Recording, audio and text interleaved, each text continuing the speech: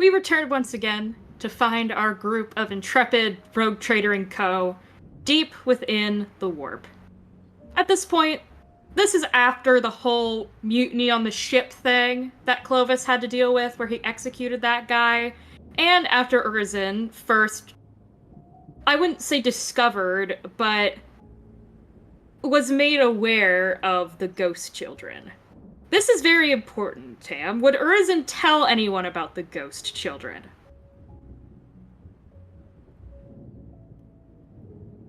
He would tell specifically, Clovis? Is that his name?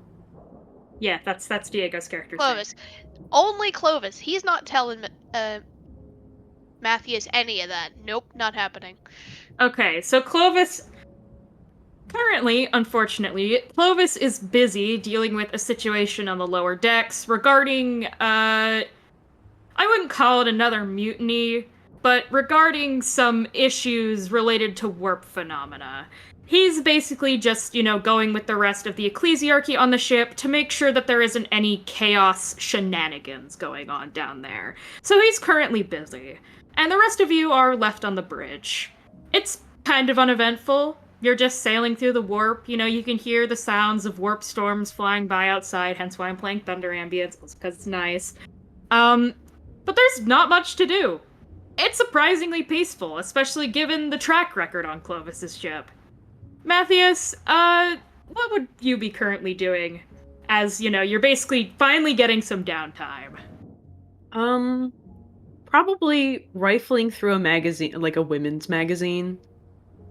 Like, those, like, cringy women's magazines full of, like, fancy schmancy dresses. If this is downtime, yes. He's looking through that with a pen, and he's circling ones he wants, like a little girl. Okay. Urzin, he's very girly pop. You don't really need to be piloting much in the warp. That's mostly the navigator's job. So you're kind of just chilling there in case, like, something goes wrong and you'll hear anything over comms, but it's been pretty radio silent other than, basically some reports coming in from the lower decks as they're clearing, basically going through compartments affected by the warp phenomena. But it's pretty quiet on comms, and, in terms of piloting, you're just kind of sitting there waiting for anything to happen. What would Urzin be doing while there is nothing really to do? I feel like a full system reboot would be a lot. So maybe he's just, like, cleaning stuff up and resetting things that need to update. Alright, so you're basically, you cleaned off the chair. I'm that to explain away if I start muttering about lasers.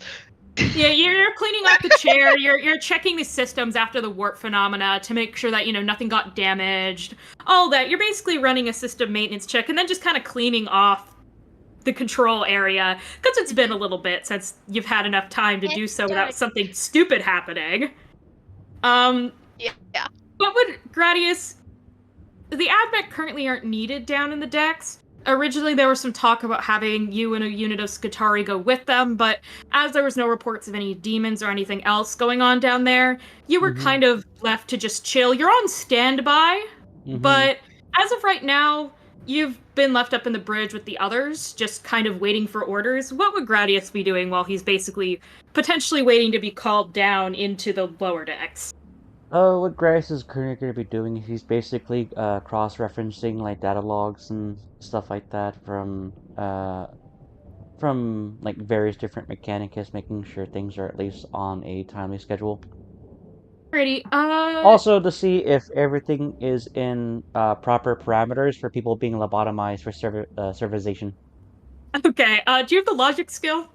Do I have the logic skill? Let me double check my handout. All right.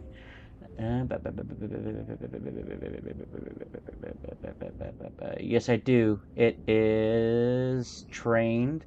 I can give you a roll right now. Yeah, please roll me logic to basically analyze all of the logs. Alright. I'll say with a plus 20, because you're fairly used to doing this. Julio. I succeed with, I believe, 1 degree of success. My intelligence is 58, so that means plus 20, so 78. So yeah, if I remember correctly, it is... Every 10 is a degree of success, so... So 3 degrees of success, yes. 3 degrees of success, yes. this is routine for you. You do this basically every Terran cycle, so every day. Mhm. This is standard protocol. You're looking through the logs, nothing's amiss, with, from the engines here, V Centaurus, Skitarii patrols are going as usual, servitorization is going along as planned, and then you get to a section, you're just kind of scrolling through the logs from the Kyurgens, and, the medical bay. And there's nothing recent that's strange, but you notice a couple of logs missing from about 6 months back. Hmm. When Abra was in control of the ship. There's just a couple days gone. And that's weird, because the Mechanicus normally have logs on everything, especially in their own domains. So the fact that they're just missing maybe warrants further investigation at some point. Mm-hmm. Interesting. I make a note of that. Alright, I will put this in game general.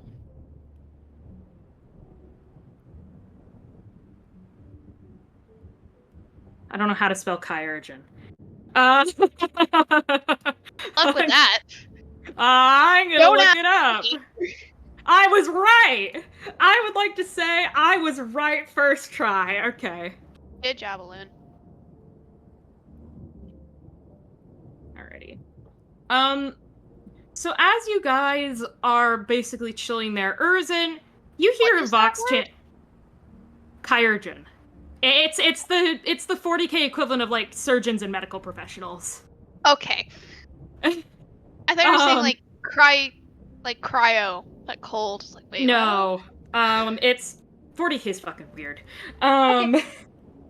So, Urzin, as you're kind of sitting there, you finish dusting off the controls, you're kind of muttering to yourself, better check the weapon system. Sometimes things get, scrambled during warp journeys. You hear a Vox channel click on. This is Deck 13C. We are hearing reports of warp apparitions. Do you read me, Bridge? You're being read. According to some of our officers, seemingly at random, some of the Voidsmen and Void clan members have begun to see strange children tugging at their shirts, trying to get their attention, etc. They don't look quite human. Over.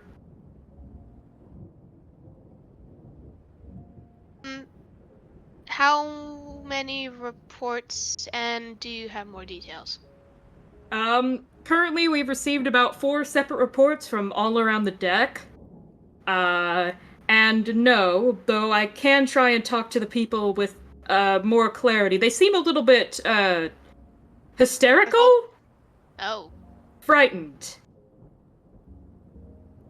Oh, and by the way, I should mention, me and many of the other enforcers cannot see them. Is this after Yurzin interacted with the girl? Yes, this is after that whole debacle. So he knows exactly what's going on. Gotcha. Yes, he's a very well aware of these children, and he has seen them himself. Alright. We'll be down in a second. Thank you, Matt. Thank you, Helmsman Urzin. You hear kind of like a click off. And you then, you continue to hear some Vox chatter, because that wasn't just to the bridge, it was also obviously to neighboring decks. And you hear a couple of the neighboring decks. This is Deck 13A. We are also hearing reports of ghost children from a few of our enforcers. Over. And you basically hear from a couple of neighboring decks, similar reports begin coming in after the one from 15C.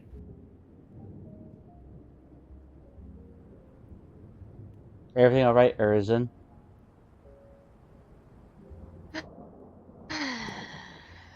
The captain's not the only one dealing with crazy stuff today. Come on. He's gonna get up and put his headset down. Matthias quickly tucks away the magazine that he was looking at in his coat pocket, like it wasn't there at all. Urzin, please roll me, let me look at the skill list. You guys can see me doing this, don't mind. All these skills fucking suck. Just roll me raw intelligence plus 20 to see if you can remember which decks specifically the 15 decks are. Or which wings. Plus 20, you said? Yes. Oh, Tam muted and deafened. Oh. You Oh. muted and deafened randomly. Yes. Yeah. I was trying to Yes. click into Discord and I just randomly hit deaf. Mm. Yeah. Yes. Intelligence plus 20, please. So I was looking at my sheet and then I was like, okay, Discord, and just deafened. But like, never mind. It I'm feels good like at this. leaving calls when you're trying to like end. Oh my god.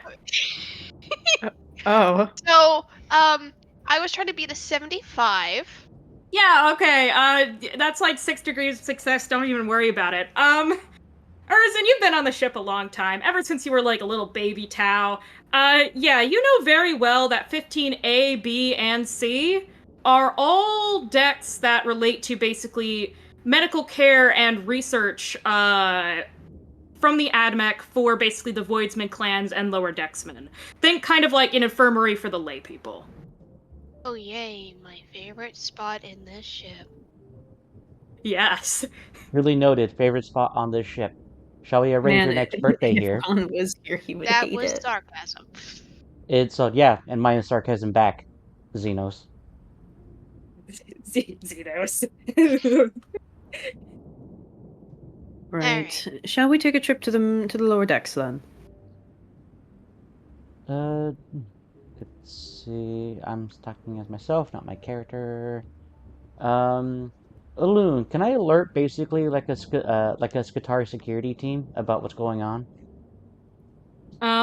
Yeah. You basically pick up your Vox, you connect to the Vox network, and you contact the Skatari units near the area to come and meet you, basically, at the entrance to the 15 decks.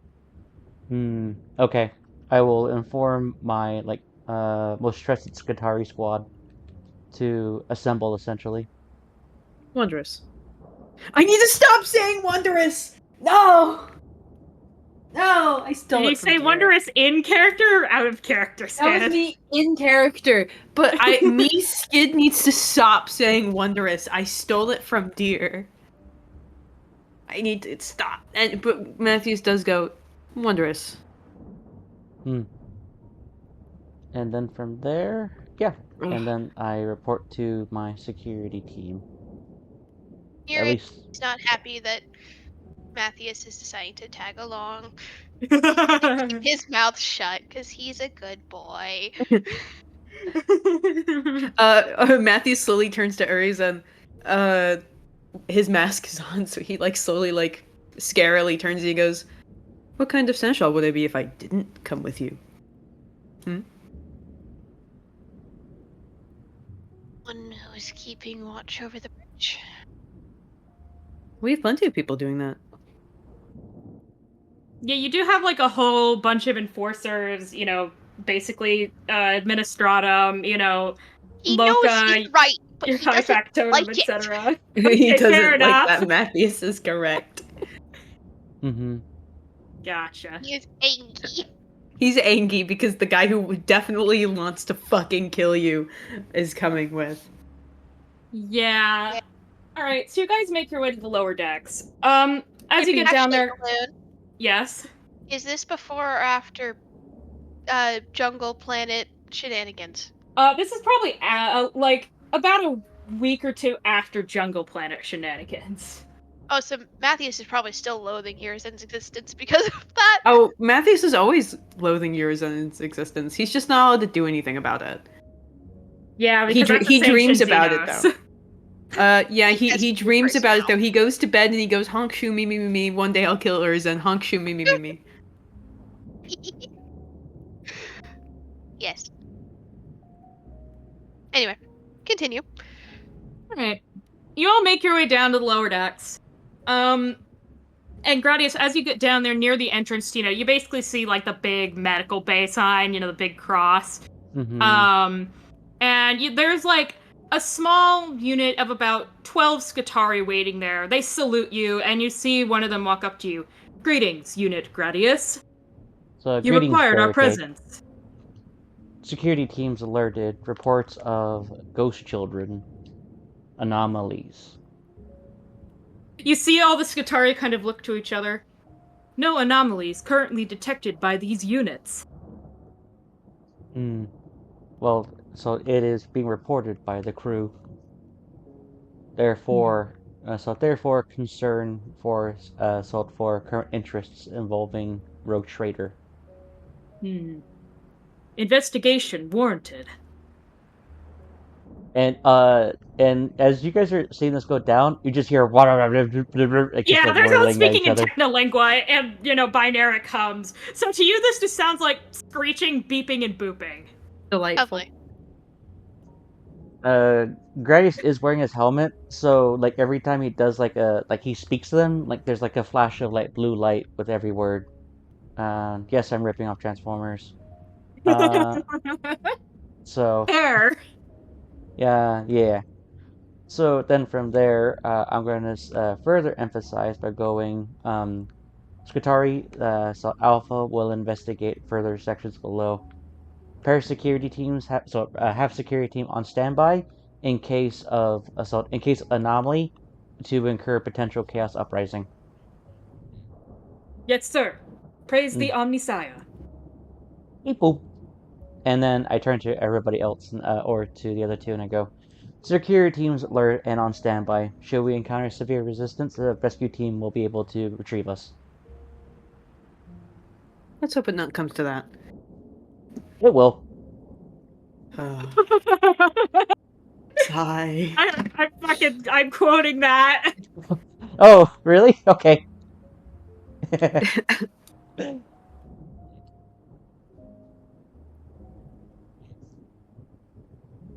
Whee.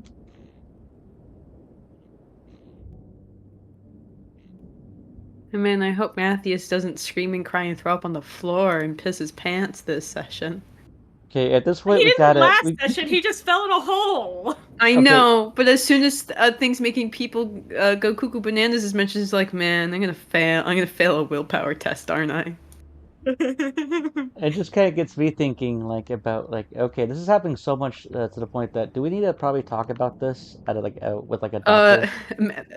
Matthias has spoken to a doctor. He's clinically insane. Yeah, just a little bit. He also has PTSD.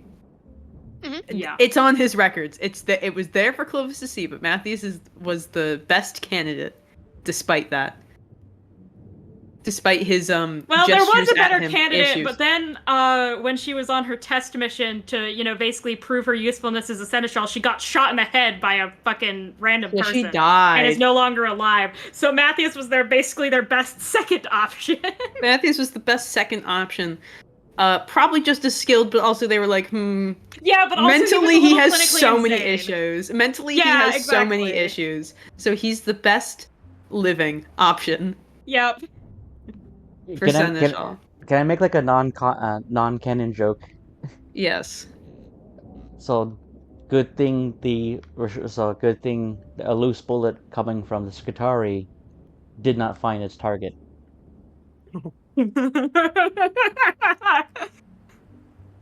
There we go.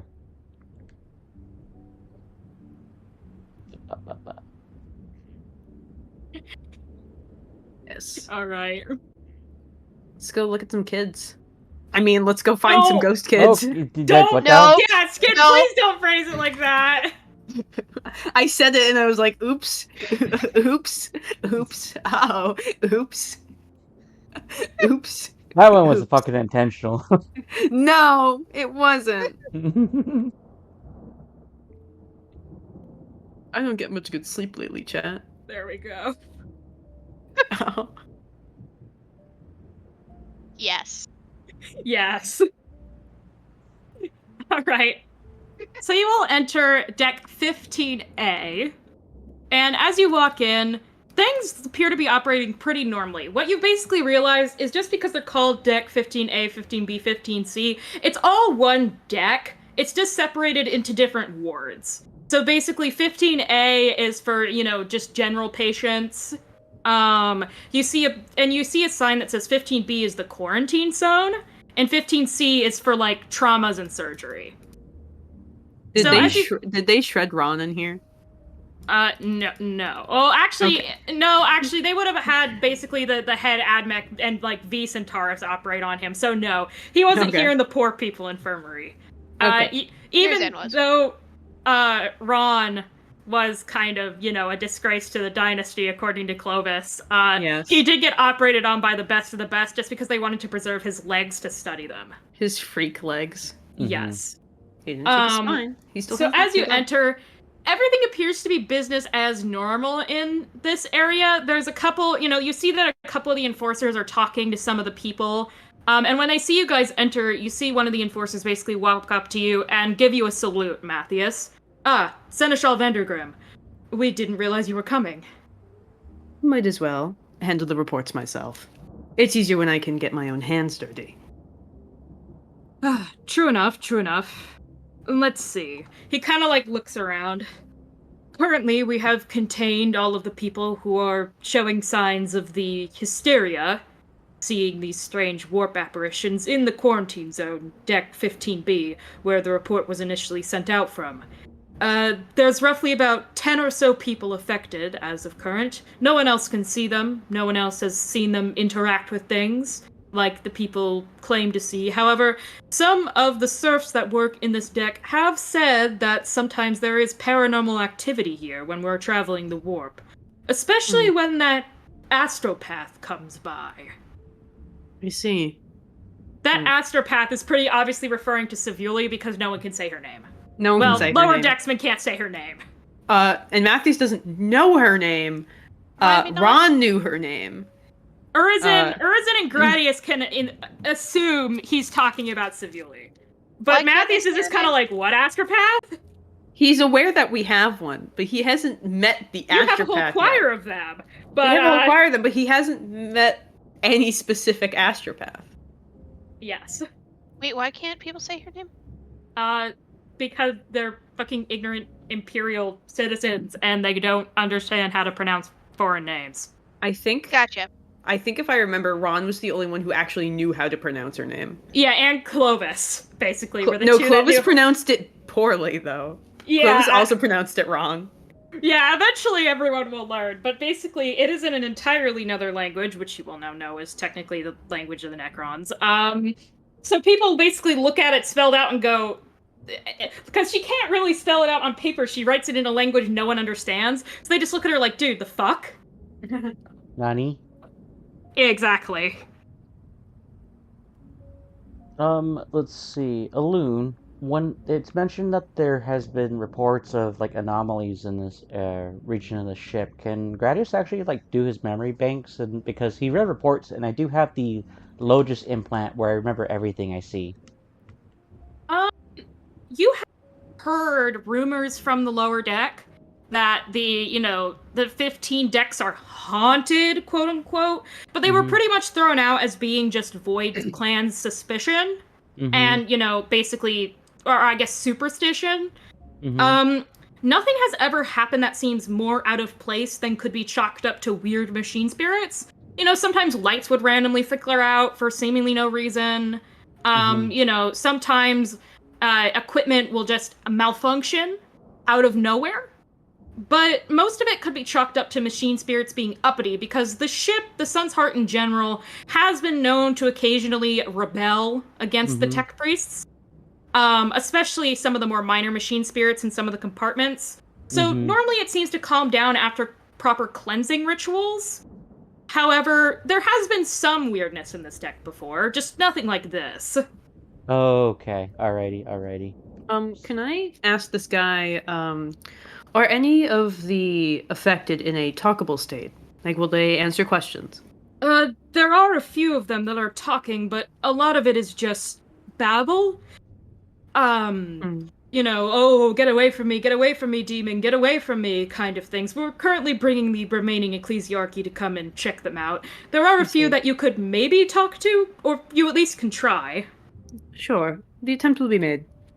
It's better than nothing. Thank you. He salutes you.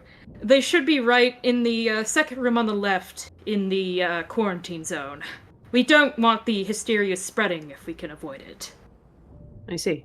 Thank you. He kind of turns to the other two and he goes, "Shall we?"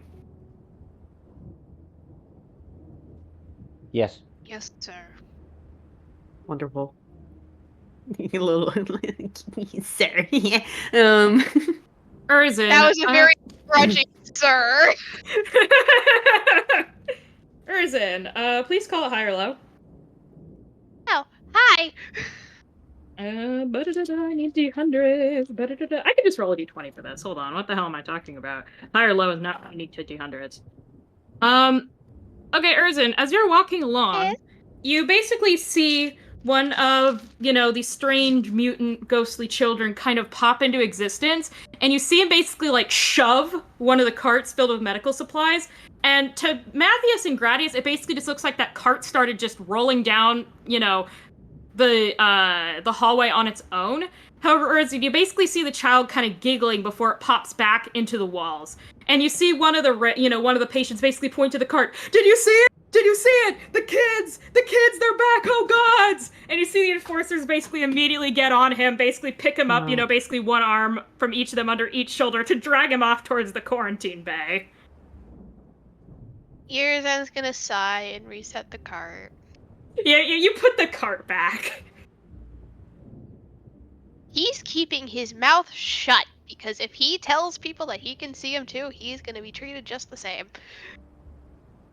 Yeah. What of some children? Ugh. Seems to be superstitions after all. Would make sense. We should still investigate a smidgen bit further. The Might scene be is best. doubtful because due to a primitive human brains, that sometimes That you have. certain frequencies. No, mine was replaced. That Most of it, yes. Mm-hmm. You still have some of it, I think. That's how the ads Barely. work. Barely. Still some of it, though. But well, based on the current lore that Gradius recently learned about, yeah, it is and it isn't, but mostly isn't. That's as far as I can explain at the moment. Yeah, Gradius, by the way, Gradius, currently your brain is trying to calculate all the potential physics vectors that would cause that cart to start moving on its own, and you're basically getting an error message after error message in your implants. It doesn't make any sense how that happened. The ship didn't shake, no one was around, it was just kind of sitting by a wall. There was no machine spirits, it was a hand-pushed cart. So you're just kind of sitting there and you just basically are hearing Windows error noises in your brain right now. Awesome. And then, I go, yeah, certain wildlife or like noises of predators would often make similar frequencies to equipment. Therefore, human brains associate the noise with potential threats within their area. Right. Sus.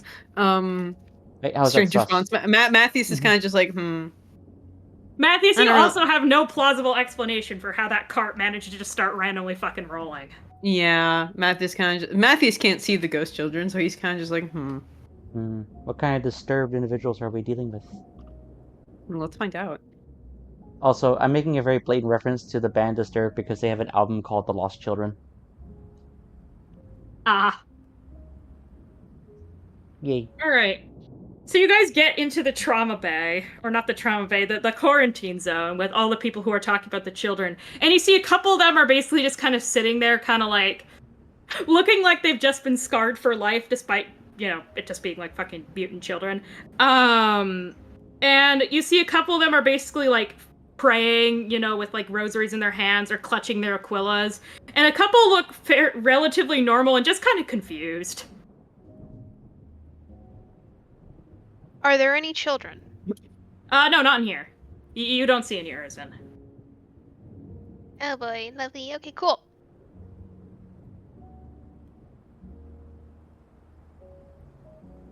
Right. Well, Aunt Matthews is gonna go up to the one brain rot. The brain rot's real. He's gonna go up to one of the least looking insane ones. He knows the vibes. Yes. He's insane himself. He gets it. Yes. If it looks That's like him, he's him. not going up to them. Matthews is actually quite normal. For a sure about clinically that? insane man, yes. For a clinically insane man, he's quite normal. Just don't put him in front of A A lot of things. a tyrannid, and Or he's apparently a fine. chaos creature. A chaos creature which made him see the tyrannid. Yeah. As long as he's not seeing Tyranids, he's fine. Yeah. He does feel bugs under his skin constantly, but like he hasn't mentioned that ever yet. So Yeah. Anyway, so you go up to one of the least insane looking guys. yes. Greetings. Hello, Seneschal Vandergrim. Why are you here? And why are you quarantined? Because Fair that's point. why. Anywho. No, you. Anywho. Could you tell us anything about what you've seen? If all right. possible. You're gonna call me crazy, but No. I was just doing my job. I was cleaning and sterilizing some of the scalpels and other medical equipment over in the trauma bay. And all of a sudden, I feel something tugging on the back of my shirt. And I thought, oh, it's probably one of the younger patients, one of the Void Clan children who's trying to get my attention to play or something, or someone who shouldn't be in here. And I turn around and there's just this kid. Not a real kid, not a human kid.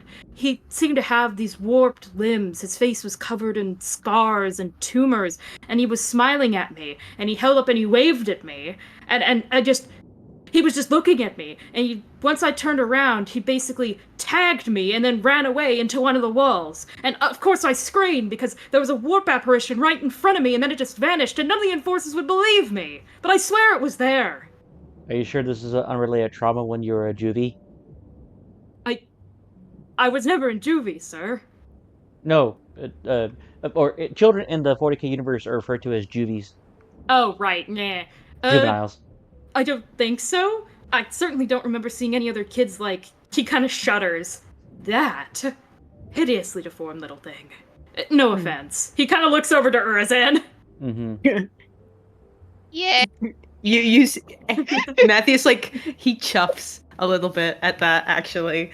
And he like composes himself and he goes, right. So, warp apparition children. Yes, that's what I saw, sir. I see. I don't have any other explanation for you. Well, I thank you for informing me. I'm going to believe you. And Matthews is gonna like lean down to him and he's just gonna go, trust me. I know when people won't believe you because you're insane. Mildly terrified. Like, more than he was before. More than he was before. Because of Matthews, with his mask and his reputation and everything, he's just kind of like, okay. He doesn't say anything.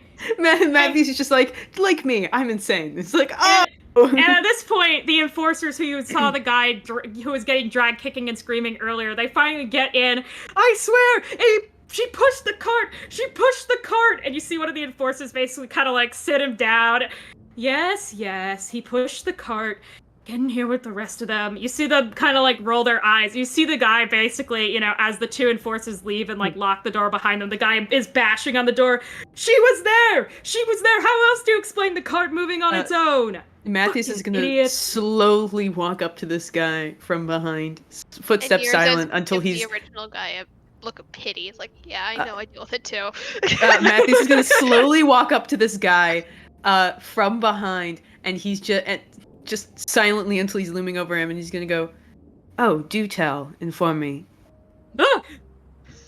Hello, Mr. Seneschal. Sir, Hi. Don't kill me, please.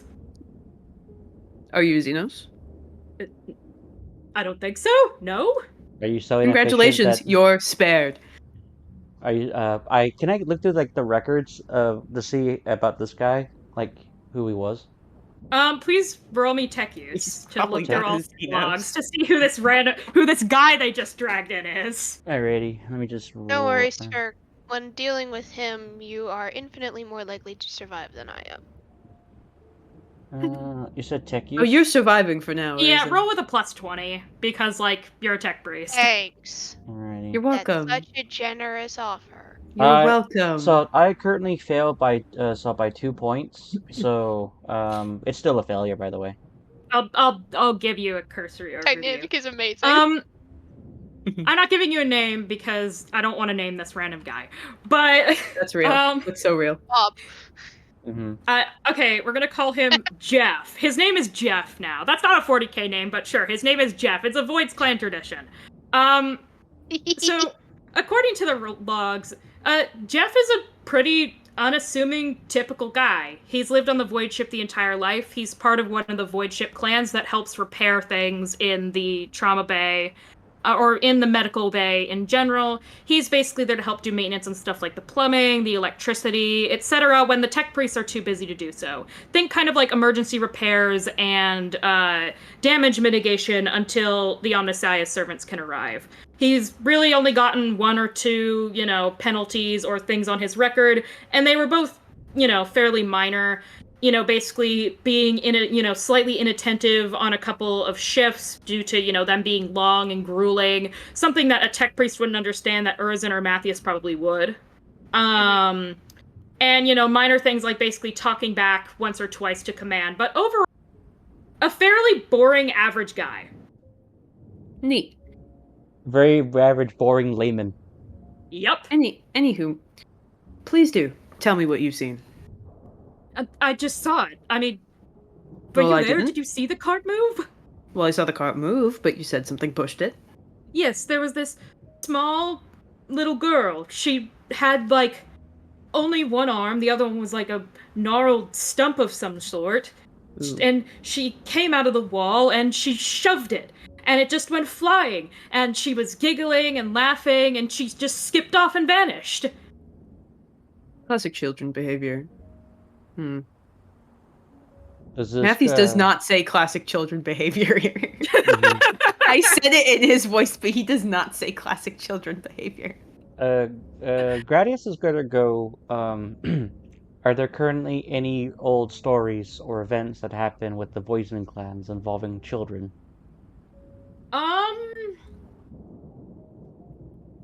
The Voidsman clans, in this part of the ship?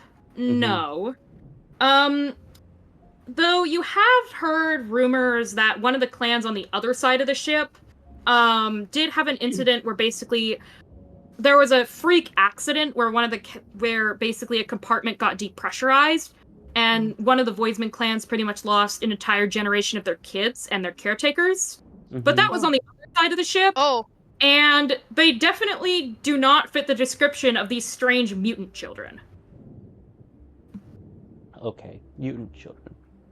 Okay. Because all the descriptions that you're hearing from these people are basically describing them as having, warped bodies. Which Urizen lines up with the ones you saw a while ago during the whole, mutiny incident. During the whole secret tunnel thing. Yes. Alrighty, All the couple of ghost children you saw there, Urizen, had similar disfigurements. Where it looked like their bodies were basically, decomposing despite just being kids. Lovely. Alrighty. Okay. So you saw a child. Okay.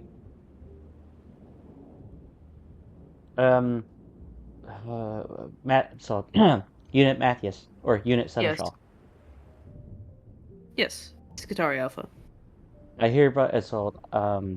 As the Skitari Alpha, I would like to commandeer the assault or deputize this individual as a consultant, as he will be our way to visualize and see the children.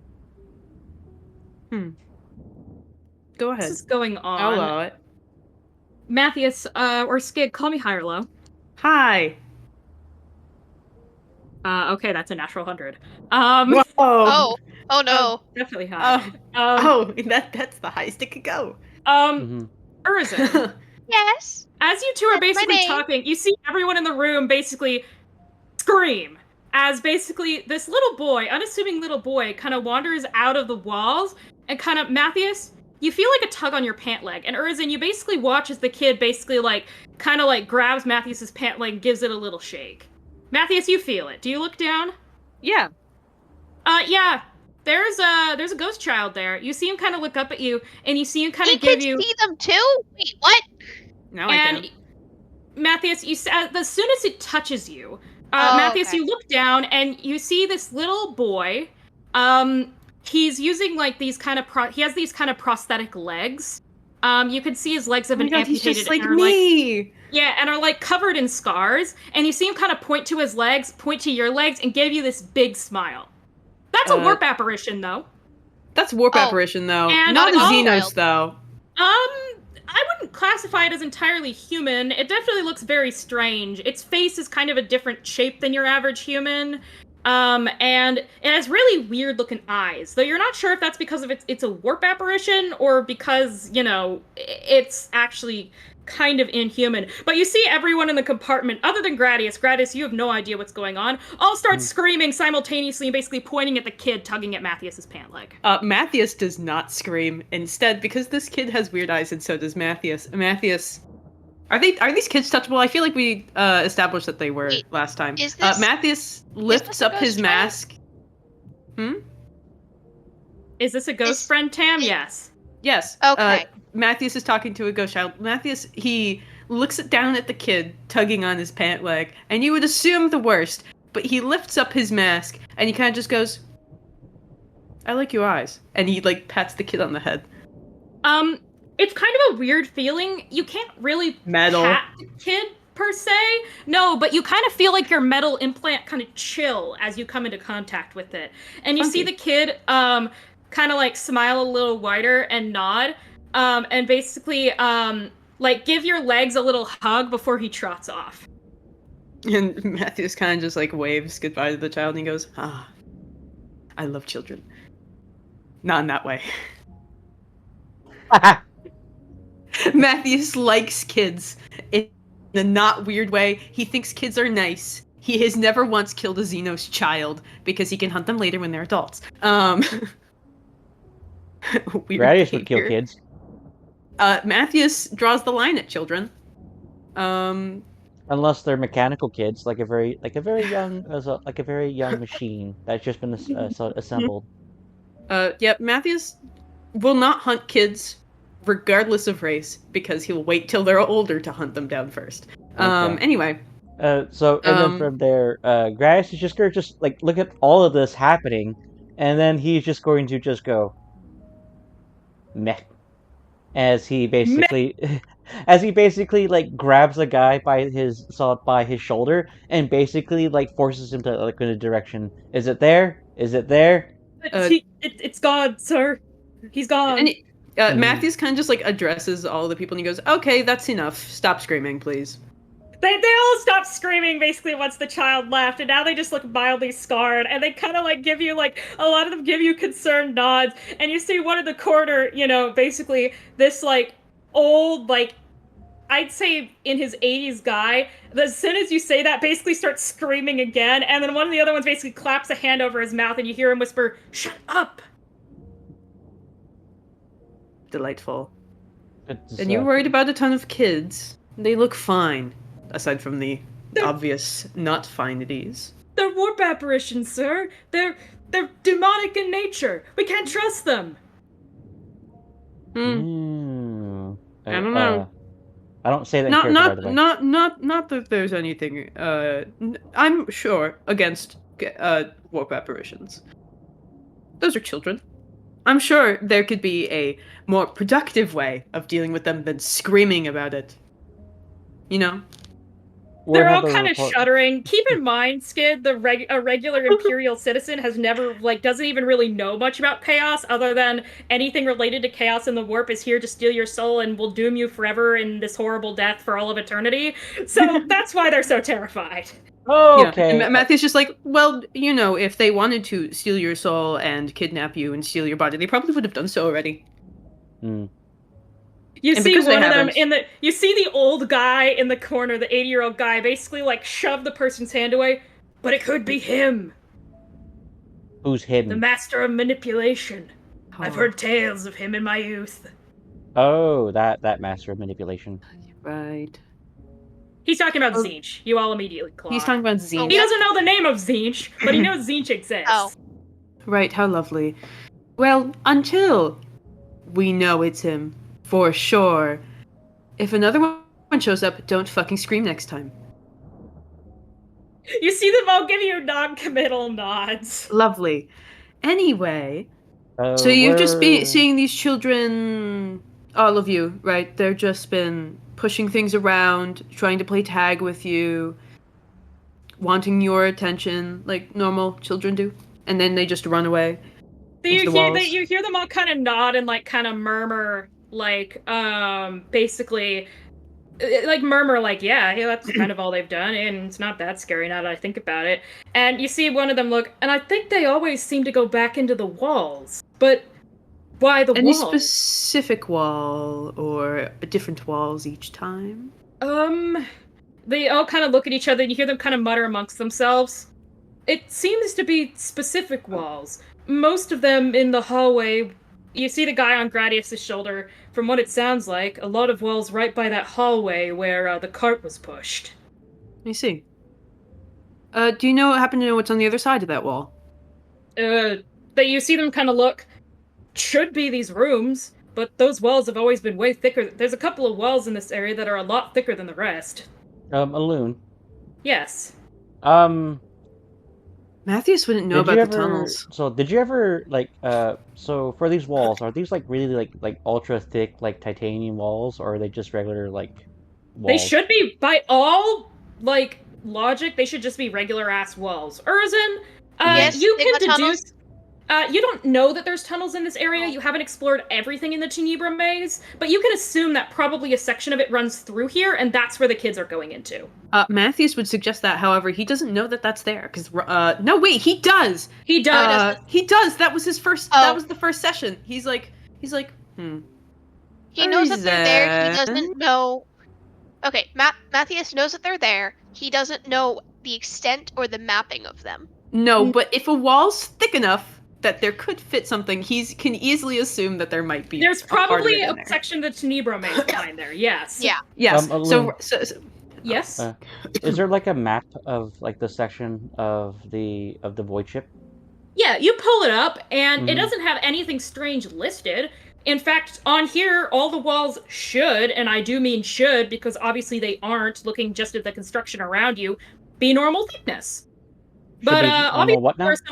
they should be Thickness. normal thickness. They should just Okay. be regular ass internal void ship walls. However, looking as you were kind of just walking around and, the structure of the rooms, you've been here before a couple of times because, there's lunatics or crazies that occasionally come in here that, Mhm. require Scutari attention.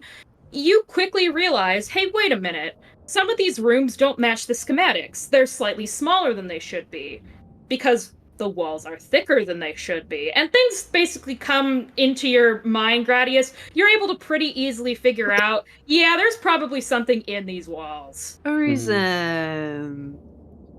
And then from Yes, there, sir. This is the perfect time to utilize you. You're well acquainted with this ship, correct?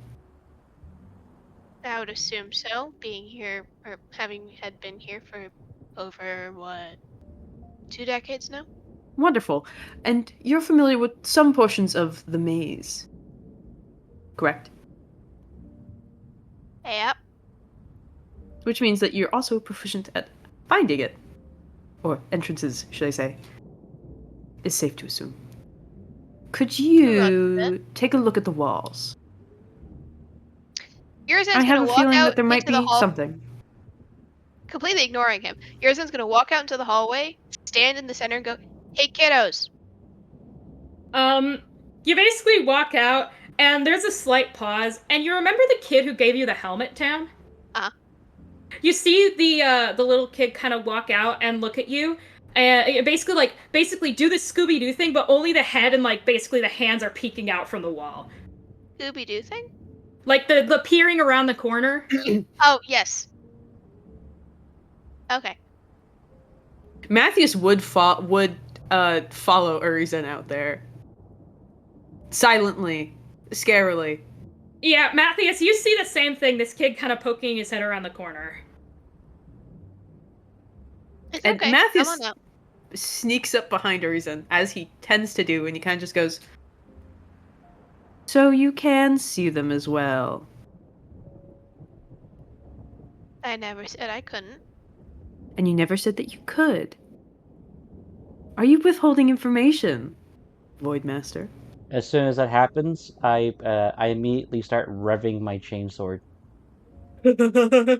Or like there's Matthias, like a that goes. You know, Matthias takes a step away from Urizen as if giving Gradius the free of way. It didn't seem relevant at the time. Oh! Relevant to the investigation about ghost children and people seeing ghost children. It wasn't relevant. What is your definition of relevant? There was reports of ghost children. We Right. had to come down anyway to deal with them. Right. If I was the only one who saw them, so be it. I would have told you. You saw them, and you saw them as well. Therefore, you outranked me, unfortunately. And so it did not seem relevant to disclose. No, I think Gradius, correct me if I'm wrong. I believe that this is quite relevant to disclose. Gradius, he just basically does like a very slow nod. Yurzan's gonna like gesture to the boy, girl, child. Honestly, this one, as was discussed before, is kind of too warped to get a definitive answer. Cool. You know, with kind of a androgynous haircut and them just being kids. Lovely. Yurzan's gonna sort of gesture to the child. Well, there's your disclosure. Well, Happy? I would have preferred that before now. Gradius, I'll let you handle this. I'm gonna go talk to the child. Matthews is gonna slowly walk over to talk to the child and leave Gradius to deal with Urizen. You told me to do the thing, and I was gonna do the thing, and then. Okay, fine. Gradius is going to just going to like do like a WWE like wrestler kind of thing, and he just basically just towers over Urizen, and with the chainsword. With the chain axe. Sorry. Yes, with the chain axe. With the chain axe, and with it still going, like when a chainsaw's at rest, but still on. Gradius is going to go. All information is relevant. This unit cannot operate with inefficiencies. Is this unit secure? So, is this unit clear? Out of the two of you, I would have expected you to have known I could see them before he did. I saw you watching me that time the girl came with the helmet. Mm-hmm. You could have told him. I could have. However, due to his prior inclinations, he'd be more easier to hurt you. Your interests currently align with mine. The success of the rogue trader. Yep. And then perfectly staying alive. And I told him I could see them. He would have put me in the room with the rest of those people. Mm-hmm. Gradius is going to go. So he's going to like lean in closer, and then he's going to say, "Make sure everything is clear at all times, because I cannot save you again." As Gradius depowers his chain axe, as he approaches Matthias. Matthias is gonna. While they were having that, Matthias has bent down to the child's level and taken off his mask so he's less threatening. And he's just gonna go, "Hello." Matthias, you see the kid kind of, like, give you, like, a kind of sheepish wave. Do you happen to know where you and your friends are going to? I'm sure you do.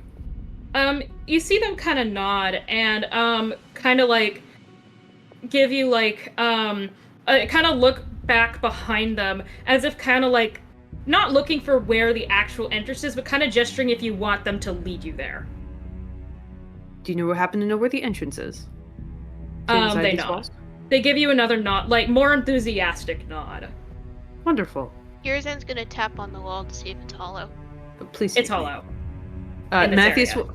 Matthews Is like there offers by a hand chance for the a kid to small hold. vent that he can fit in to get into the tunnel? No. The kid is taking us to the tunnel. Matthews like offers a hand to the kid if the kid wants to hold his hand. The kid does, and you feel once again that kind of chill in your arm. That's fine. Urizen is deeply concerned for the well-being of the child. Mhm. Matthews is very good with children. Urizen, getting another look at this kid, his eyes look a lot like Sevili's. Oh no. Matthews has not Anyway. met Stabuli. He does not understand that this is a problem. Nope. Gradius, as the more you Gradius, as you know, Mathias is kind of like, you kind of go and walk beside Mathias and kind of intersect where the child is, and they pop into view for you.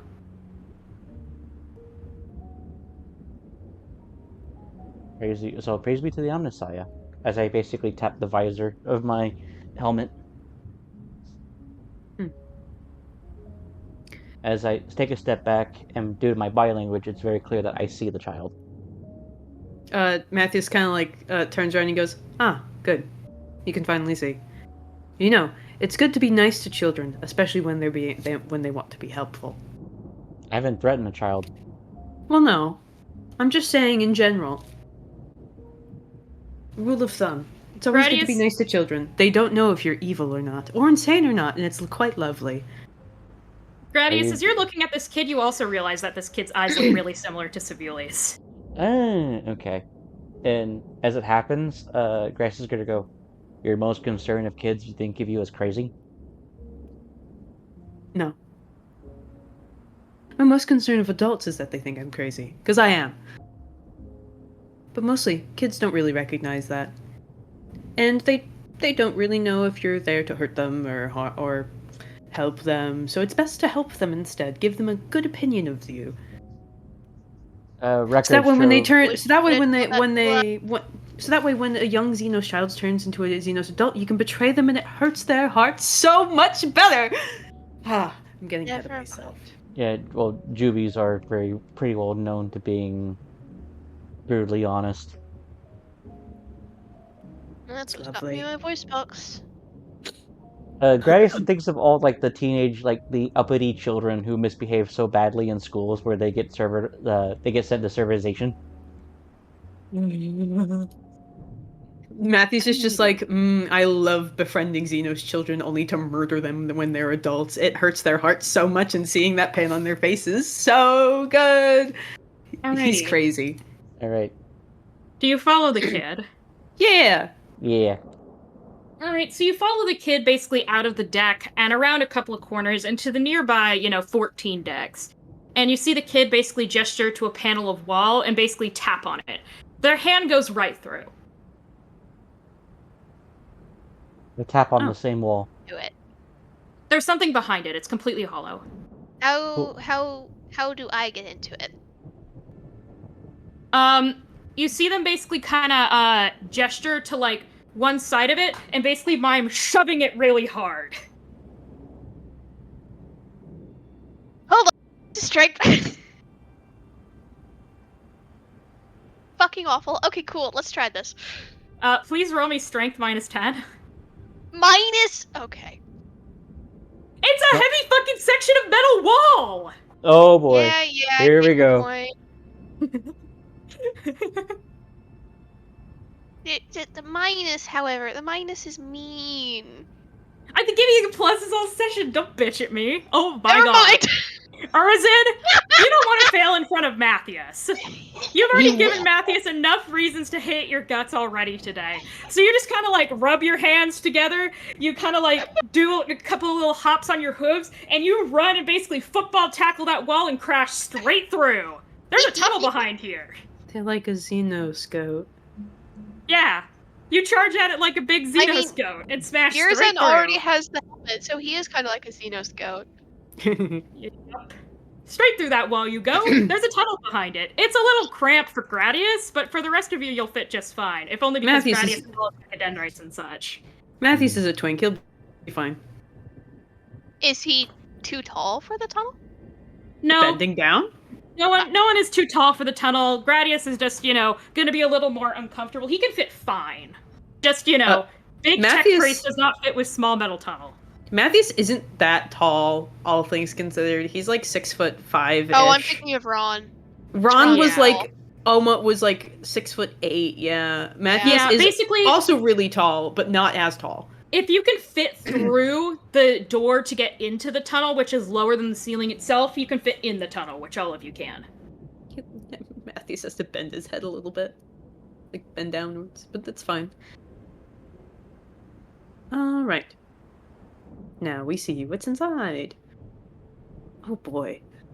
Alrighty. You all basically go inside, and you're wandering around a bit, and your first thought is, wow, it's dusty in here. This section of the tunnels probably hasn't been used in at least a couple of months, maybe a couple of years. It's dark, there's no lights in here. Gradius, you kind of turn on your power coil and, your built-in lights to kind of light the place up for everyone. Thank you, Gradius. Does Gradius like have like a filtration fan on his power armor? Oh yeah, you have a fan in your mask. The dust isn't affecting you. The rest of you kind of cough a little bit. It's dusty in here. Matthias sneezes underneath his mask and he puts his hand underneath it so he can like wipe his nose a little bit and go, ugh. I forgot how bad it was to sneeze with a mask on. Gradius, he basically opens up like a forearm, or like leans his arm forward, and he basically opens up like a compartment, and he just slides out like an oil rag, and then he's gonna go, closest thing I have to clean your visor. Ah, no need. It's alright. Matthews did not get snot on the inside of his mask. It's just like, it smells like he sneezed under there now. Right. You know the vibe. You know, like when you like sneeze into your arm and it smells like sneeze. Yeah. Yeah. Yeah. His mask smells like sneeze. Gradius is going to it's going to ponder Gradius to knows. itself that he's going to say ponder to itself saying, or ponder itself going like, Lady Omniscience, so I have a fucking filtered helmet. So as you guys are kind of walking through the tunnels, you kind of twist and turn, and if you listen real closely, you can kind of hear outside after about a couple minutes of walking, basically as long as it took you to get away from the medbay, you kind of hear the sounds of the medbay outside. You're probably, and you see, the closer you get, the more you see children basically running in and out of this tunnel. You can assume that because of how thin the walls are here due to the tunnel, this is the easiest way, part for their incorporeal forms to basically phase through them. That's why they're going through these tunnels.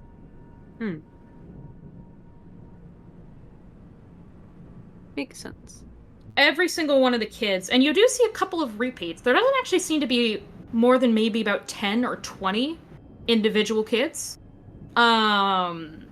All of them have those kind of mutations. They all have those weird eyes and kind of dead, they all have the weird eyes, the kind of crooked smiles. They all don't look quite human, but have vaguely humanoid forms. There's something off about them. Like, Matthias, you've never seen a Xenos that looks like them. But you've never seen a human that has. Okay. And Weird, that goes strange. for all of you.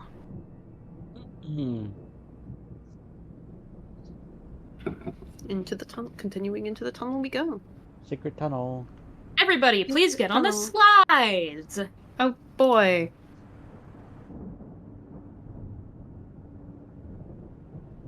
And go to slide 17. I like how the music went completely ominous. Yeah, I've had it be ominous since you guys entered the tunnels. Alright, so after a bit of walking, you guys all are able to, the tunnels basically widen out into this large intersection. And in the center of it, there's this giant terminal with multiple screens, basically 4 screens on each corner. So basically, if you look on the map, you see where those, black diagonal lines are going out on the sides? Those 4, sets of lines? Yeah. There's basically a terminal on each side of that with a massive data crypt in the center. And you see basically hanging out on the walls are currently deactivated old combat servitors.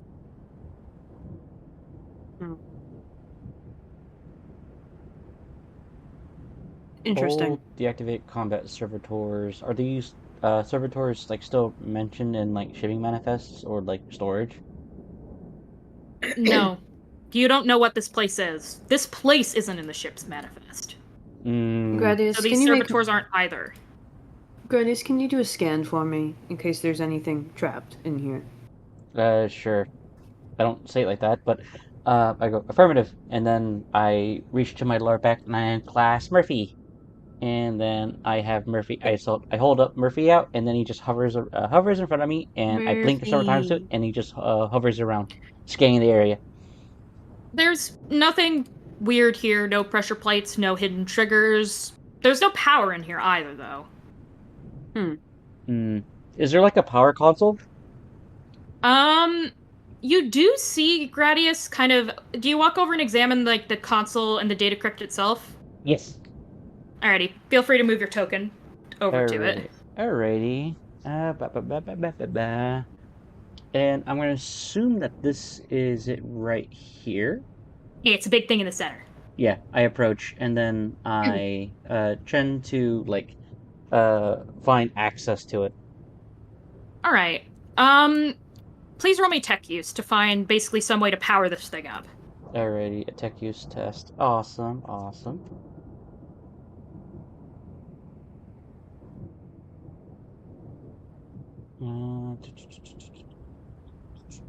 Tech use. It is proficient. I succeed. No degrees of success. Alrighty. You basically examine the console and right about. I'm gonna move your token over to where. Over right about here, you basically see underneath the screen that would be directly in front of you a small switch labeled auxiliary power. I flip the switch. You kind of hear like the hum of electricity, a soft kind of buzz, like a motor powering up, and you see all 4 screens flicker to life. There's nothing on them except for a single basically line where you can type in text for a command prompt. Alrighty, I do. Can I type in a prompt to, like figure out what this place is? What do you type? I do type command identification. You basically get a message. You basically see error. Log in first. Log in. Would anyone like to try and investigate? To find any hidden compartments, etc. Basically anything to help with this console. Sure. Alrighty, well, Gradius is powering it up. Matthias, make me either a search, scrutiny, or awareness test. All of those are exactly the same. My perception is mid. Let's see. Urizen, you can do this too. Search, scrutiny. Or that fails. Or Matthias does not find shit. My perception's try. only at 36.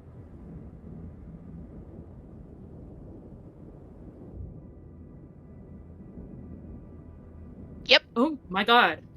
Urizen, you're kind of poking around and you see a part of the metal. And you see a part of the metal that's not quite like the others. And you kind of press on it, and a drawer slides out with 3 commands listed on it. Or I wouldn't call them commands, but 3 types of commands. Let me grab them from my GM stuff. Here they are.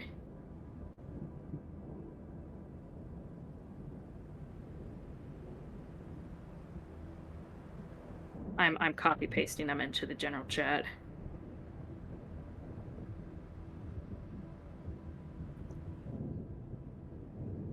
Alrighty.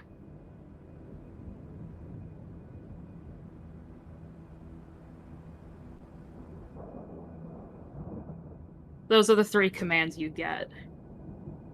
Boy, okay.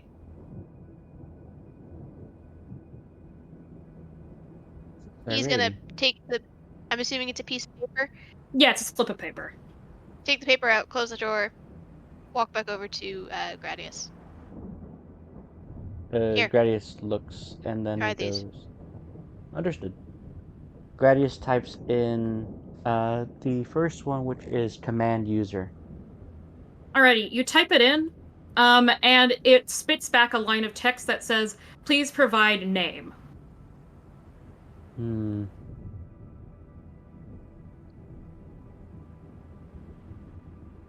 What was the name of the Smythe? So, Clovis Llewellyn Smythe. So what was alrighty, the old dynasty called? Oh, the old dynasty? Abril Yeah. Terragast. Okay. Terragast then. alrighty. So Aberral Terragast. Alright, Grass is gonna type in Aberral Terragast. Alrighty. You see a pop-up. User recognized. Welcome. I will now do command subjects. Alrighty. You basically get a list of exactly 14 names, all of which are in a language you cannot read, and all of them are labeled deceased. Okay. Do I know this language? No, well, okay. All of you roll intelligence or logic to, I don't know what I'd have you roll. All of you just roll raw intelligence to see if you recognize this, because you technically have seen it before. Yay. All of us, or? Yeah, all of you. You're all looking I at the mean- screen, right? Yes. I know Mm-hmm. Fuck! 30. Yes! I just barely fail. Again. I Matthews, you're had to fucking beat kidding me. 65. I had to beat a 44. Fuck. Also, where is this language posted thing? Yes? This is all being put in game general. Oh, okay.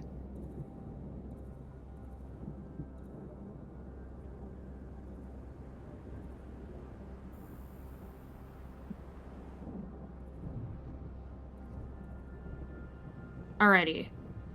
Gradius and Urzin.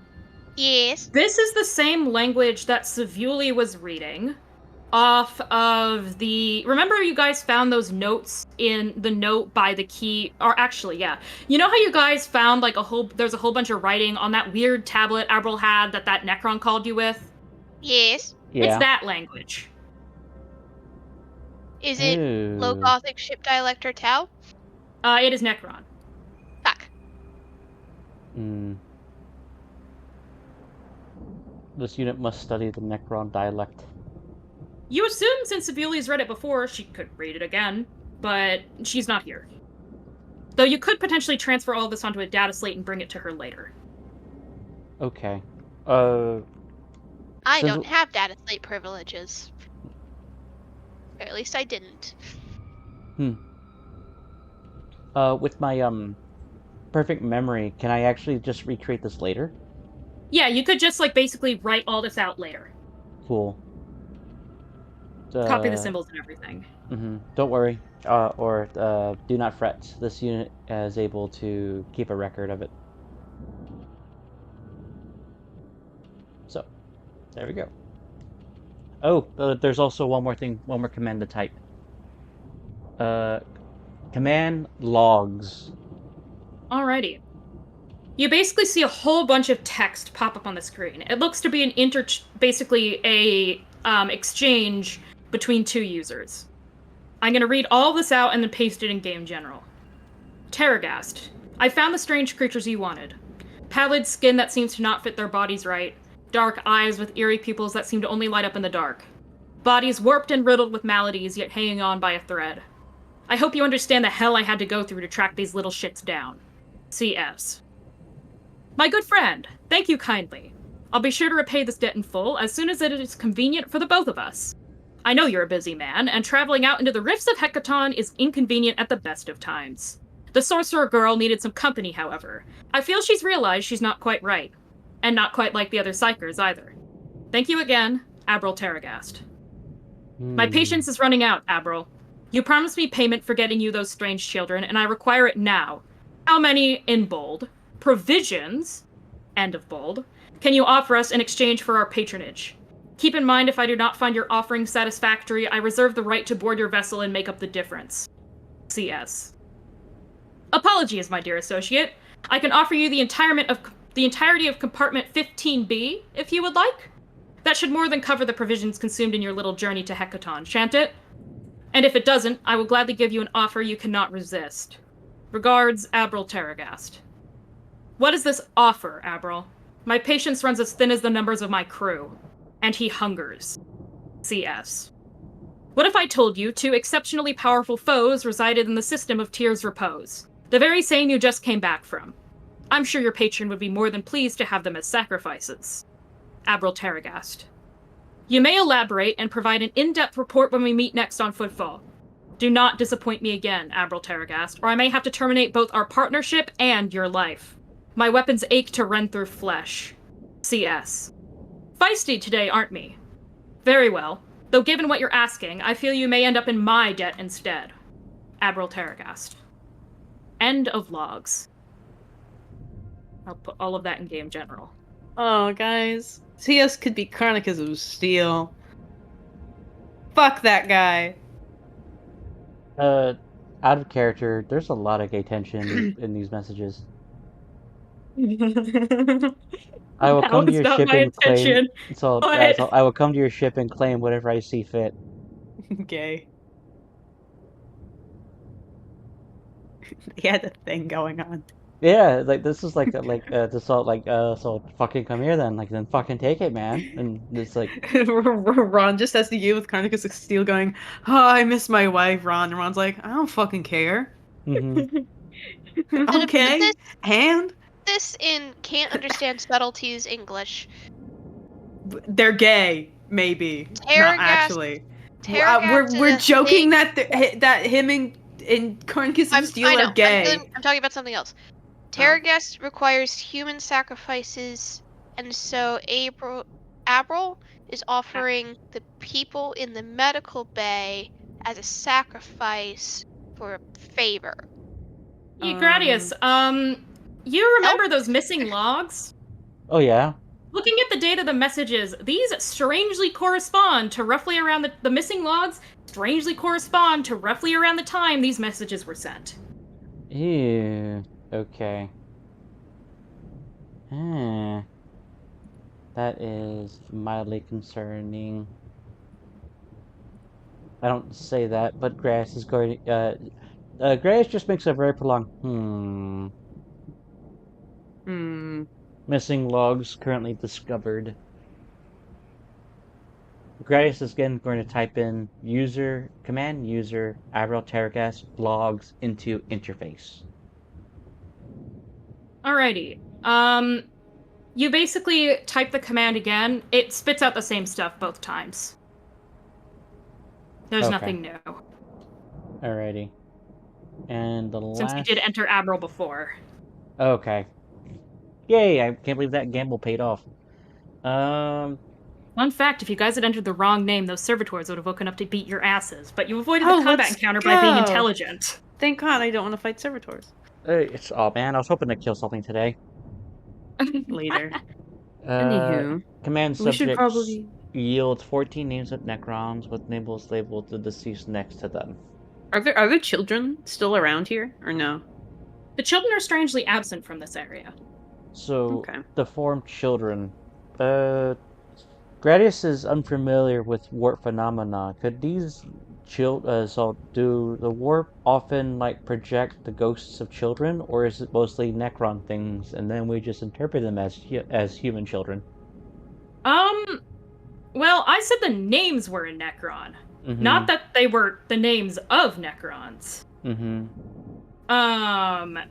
And as far as you know, there has been a lot of precedent for warp phenomena to take the form or basically embody the ghosts of people who have passed, especially people who have passed in particularly violent or horrible circumstances. Okay. Alrighty. So we're basically seeing the images of the children who were sacrificed for this project. Yeah. The children that Carnicus delivered to Abril. Yep, and it was a medical wing, so that means all these children were diseased in the first place then. You're putting things together. Okay. So, yep, these were the undesirables amongst the crew that were used for experimentation. I mean...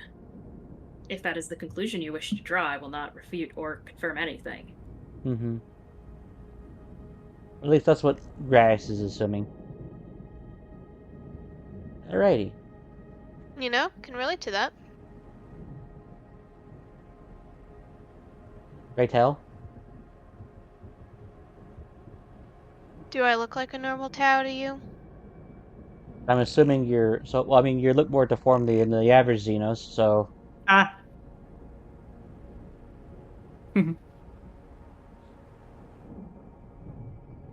Yeah. sarcasm protocol. Shall we continue? We shall. There are 2 ways to go, chat. Yes. Mm-hmm. Which Hey, way shall would we chat go? like to go next? Which way would chat like to go next? Hmm.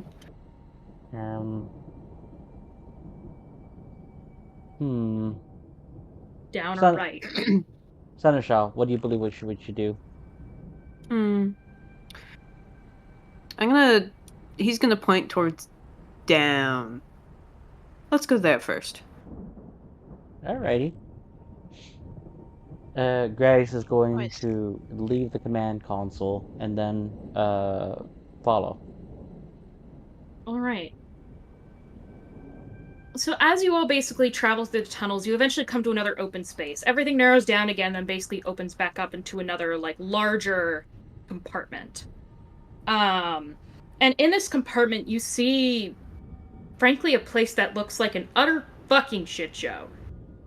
Walls are painted in gore. There's, like, bodies that appear to be sculpted out of, like, metal. Like, human bodies, basically, like, frozen in, basically like bracing themselves or screaming or horrified, basically frozen in different metals, copper, steel, lead.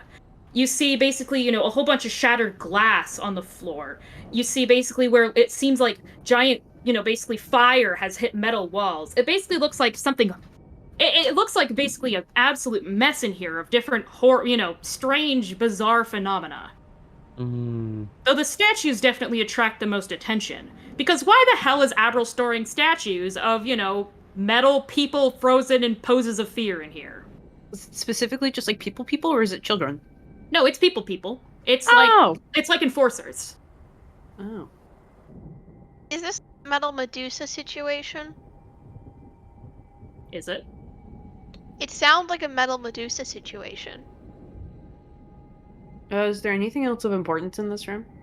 Or Not it that you just a can see at storage of first glance. metal people? There's Can we metal do a people, little- there's, all the burn marks on the walls, but nothing that seems to have made them. They're far too direct to be, intense to be, like, just from a flamer or an inferno pistol, which would have just carved right through. There's all the, basically, like, shattered glass and, like, basically, like, bumps, like, as if the floor at some point was, like, boiled in certain places and, like, melted.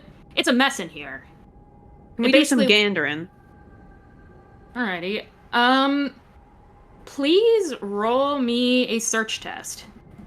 Matthews, please. Matthews, please. Matthews, please. No! You have fate points, Skid. I'll use one. I like how you failed with the funny number 2. There we go. That's much better. That's The one 2 time degrees when of the funny number wasn't so success. funny. The one time when the funny number is a fucking failure.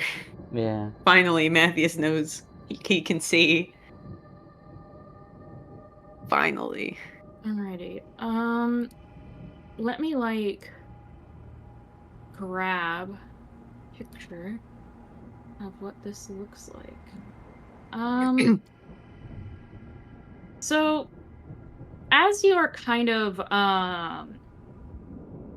basically looking around, you find shattered on the floor a golden mask of some sort that looks like this. I just put it in game general. It's extremely warped and, like, there's a whole bunch of cracks running through it. Ooh, that looks cool. But that's what it looks like. Is it cursed as fuck if I touched it? It depends on how much you want to fuck around and how much you want to find out. I do already have a mask on. Yeah, but wouldn't it be cooler to have a golden mask? Because I'm not like wearing a golden this. gun. I ain't wearing this. I'm the seneschal. I ain't putting this on. This looks vaguely like Savuli's mask, actually. Oh, I see. I understand. Um, Matthias, he's gonna clear away. He's gonna like clear away a small area around it without touching it. He's not putting his metal fingies on that. You know, you kind of like you clear an area around it and basically gesture everyone over. Urizen and Gradius, in character, you kind of know, yeah, that kind of looks like Savuli's mask. Skid noticed it out of character. I know it's First, out of which is character. why I'm telling Matthias you has this. never met Savuli. Yep.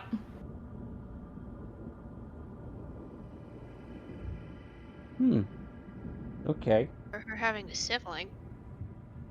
I'm sorry. Do you know anything about this mask? No. So I our thought this was astropath has a like- mask similar to that. Our astropath. Yep. Which one? We have a chorus. The Does main it happen one. to be the same astropath that was mentioned on the Yes. deck? Yes. Hmm. You all also, by the way, everyone, including Matthias. Well, Matthias wouldn't know because it's been kept basically under lock and key. But Urizen and Gradius both know she's not human. They Yep. don't know exactly what she is, but they know she's not human. Hmm. Matthews knows nothing about her. He has not been told a single word about her. Mm-hmm. He was not here for any of that. Ron was, I think. Matthews was not.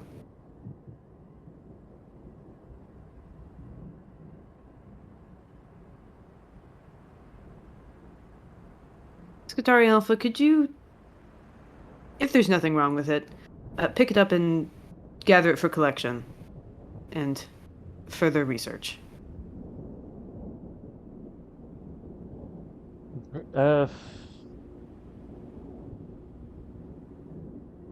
Balloon. Mm-hmm. Is this cursed? This is like a very overt Xenos artifact, and we're talking about something that children are sacrificed to it, and it's not above a lot of chaos cultists to do human sacrifices for things. This is 100%, yeah, a Xenos artifact. That is easy enough to coin. Now, exactly what craftsmanship, who made it, anything about it, none of you have any fucking clue. It's definitely not chaos, though. It's definitely Xenos. Okay. So as long as it's not Xenos You mean It is chaos? Xenos. or chaos. I'm gonna say chaos. It's been a very long week at work. Okay, guys. That's No, right. you're Can fine. we, by chance, look at like the face part of it, where it fits against a person? Using you that kind term loosely to see if we understand the face shape. you kind of like poke and prod it a little bit. It looks like almost like you could conform it to someone's face. Oh, it's You're not really pink. sure how I it's love that. secured. There's no like straps or buckles or anything. Lovely.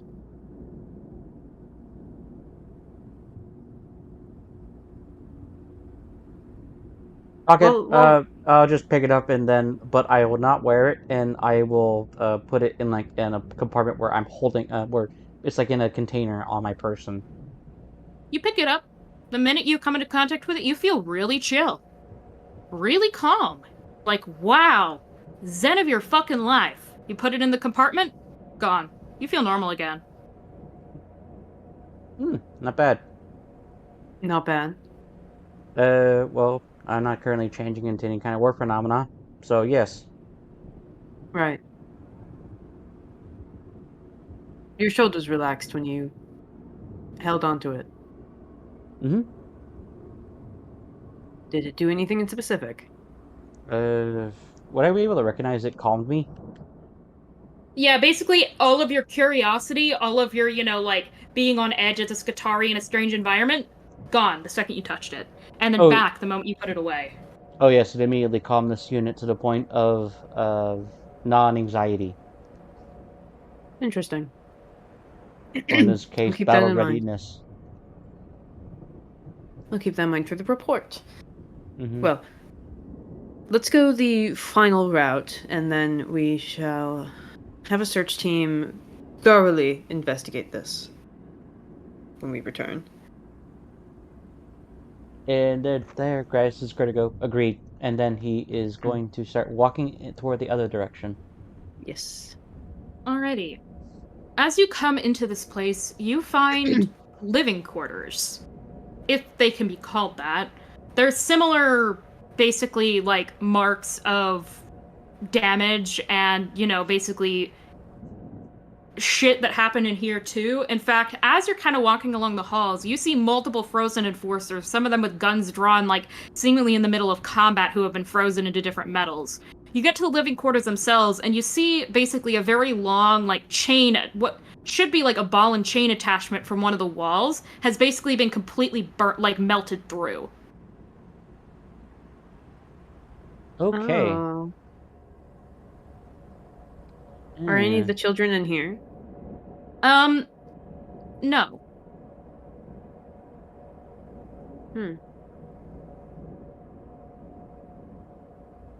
Interesting. Let's do a little searchy search. Alrighty, please roll me a searchy search test. That fails, just barely. I'll give it I'll a roll shot. search. I'll roll search too. Not D200 brain. Nope, not even close. Ah! Oh. Gradius is blind. Gradius, you're more concerned about the weirdness of, like, not feeling like you wanted to fight anything or not being alert for the first time, like, ever. Yeah. It's, like, kind of psyched you out a little bit. You're kind of still thinking about that and not really focused on searching. Matthias, you find what appears to be an arm that was, like, knocked off one of the statues at some point, frozen in metal, just kind of laying on the ground. And Urzin, you find, like, a couple of drawings. They don't seem to be anything of note, but they don't seem to be drawn by a child either. They seem to be basically, like, I guess, anatomical sketches, like basically sketches of different body parts. Mostly hands. Oh. Is someone catching them? No. Oh.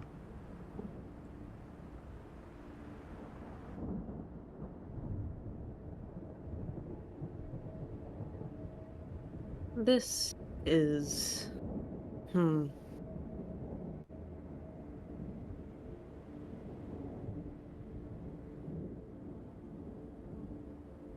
Sigh. Does he actually say sigh? Yes. Grumble.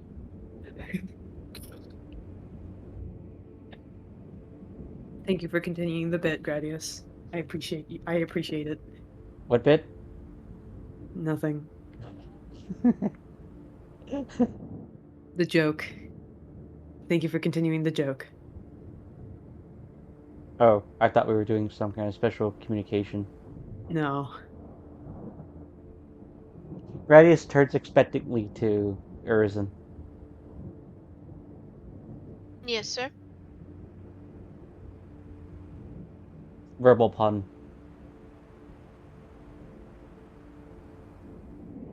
Also known as a joke. Yes. What about him? Make one to bolster Seneschal's confidence. You do not need to bolster my confidence. That was destroyed a long time ago. I don't think I can get that back. The grass is going to say like, oh, it seems that you are less efficient when you're not near the road trader. Matthias. Yeah. All of you, actually. As you're kind of bickering, you see a couple of the kids, basically, the one kid who led you here from earlier and a couple of the other ones, basically poke their heads through the walls and kind of walk in and, like, kind of look at you all.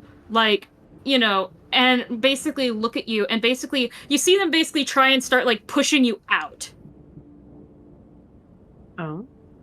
They look, like, terrified. As they can't actually shove you, they're not strong enough in their ghosts. But you feel them, like, basically putting pressure on your legs. They're basically, like, trying to, like, drag and push you out of this room. You okay, kiddos? Gratis is going to just start like stepping back as he is being pushed.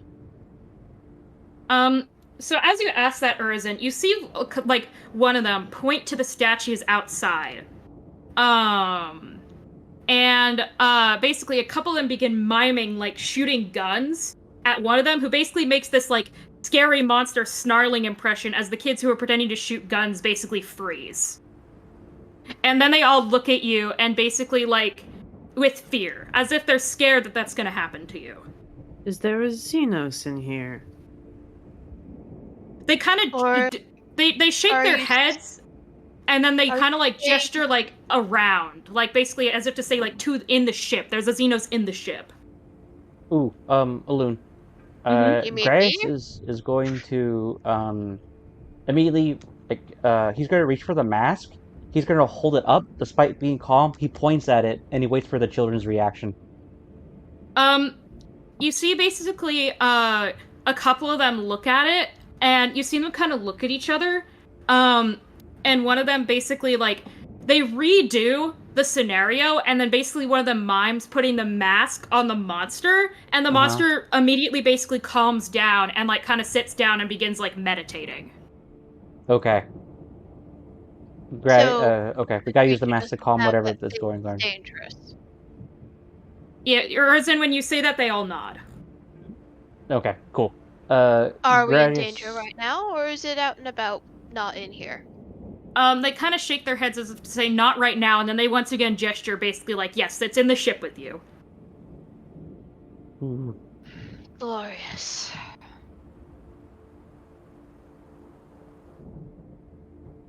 Oh, it's been so long since I've hunted something. I kind of love how Urizen's voice is never consistent. It's just how I'm feeling in that day. Because I can't remember what I'm doing. Anyway, yes. Do any of us really know what we're doing? I'm kidding. No. No. Trying. I only have Matthias is gonna bend down to the 6 kids, days and left of classes. and he's gonna be like, "All right, how often does the monster come by?" I'll They start. basically like counting kind of days. like look at each other and then basically like One kind of day, do like a rewinding days. symbol, and then like kind of gesture like basically like a lot, like they put up all their fingers. And then they kind of like point to the area around them as if to say like now, or like kind of like tap their wrists as if might have been looking at a watch, you know, to like tell the time as in right now, and they all shake their heads no as if like never. Huh?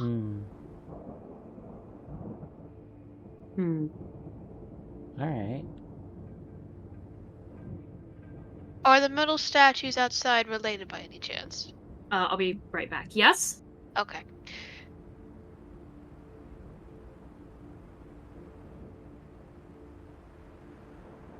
For whatever this creature is, this unit is quite capable of That's an apple that looks weird. Okay. feats. Thanks, So- Dad. Sorry, my dad came in with my dinner. You're good. You're good. So would it work best if this unit were to try to hold the, whatever Xenos we come across, and one of you two puts the mask on it? I believe Urizen is much more suited for that job than I am, seeing as they're faster than me. He's gonna give Matthias a smirk, like, I am better than you at this thing.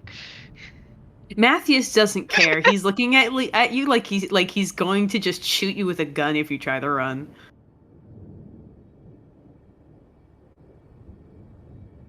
Anywho, Mortal frenemies.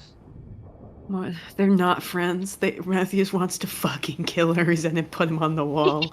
Mhm. So, And Urizen loves that he can't actually legally do that. so this creature comes back often. No, they're saying that it used to be here a lot, but right now it's not. Now it doesn't ever come here, Because Oh. it doesn't have the mask. Right?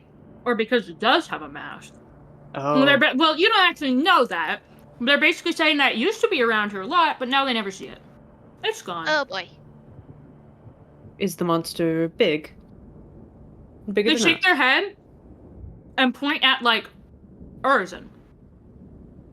It's a Tau?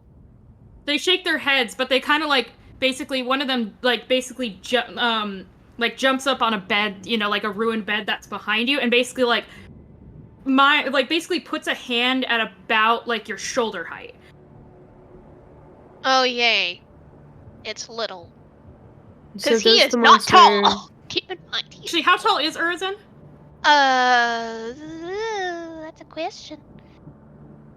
Actually, let me Yeah. open up Hero Forge. Hero Forge is where I keep that data, not in the sheet, because that would be too logical. But is the monster human-shaped? They nod at you, Skid. I see. Skeleton horse. Sorry, random thing. They have updated it.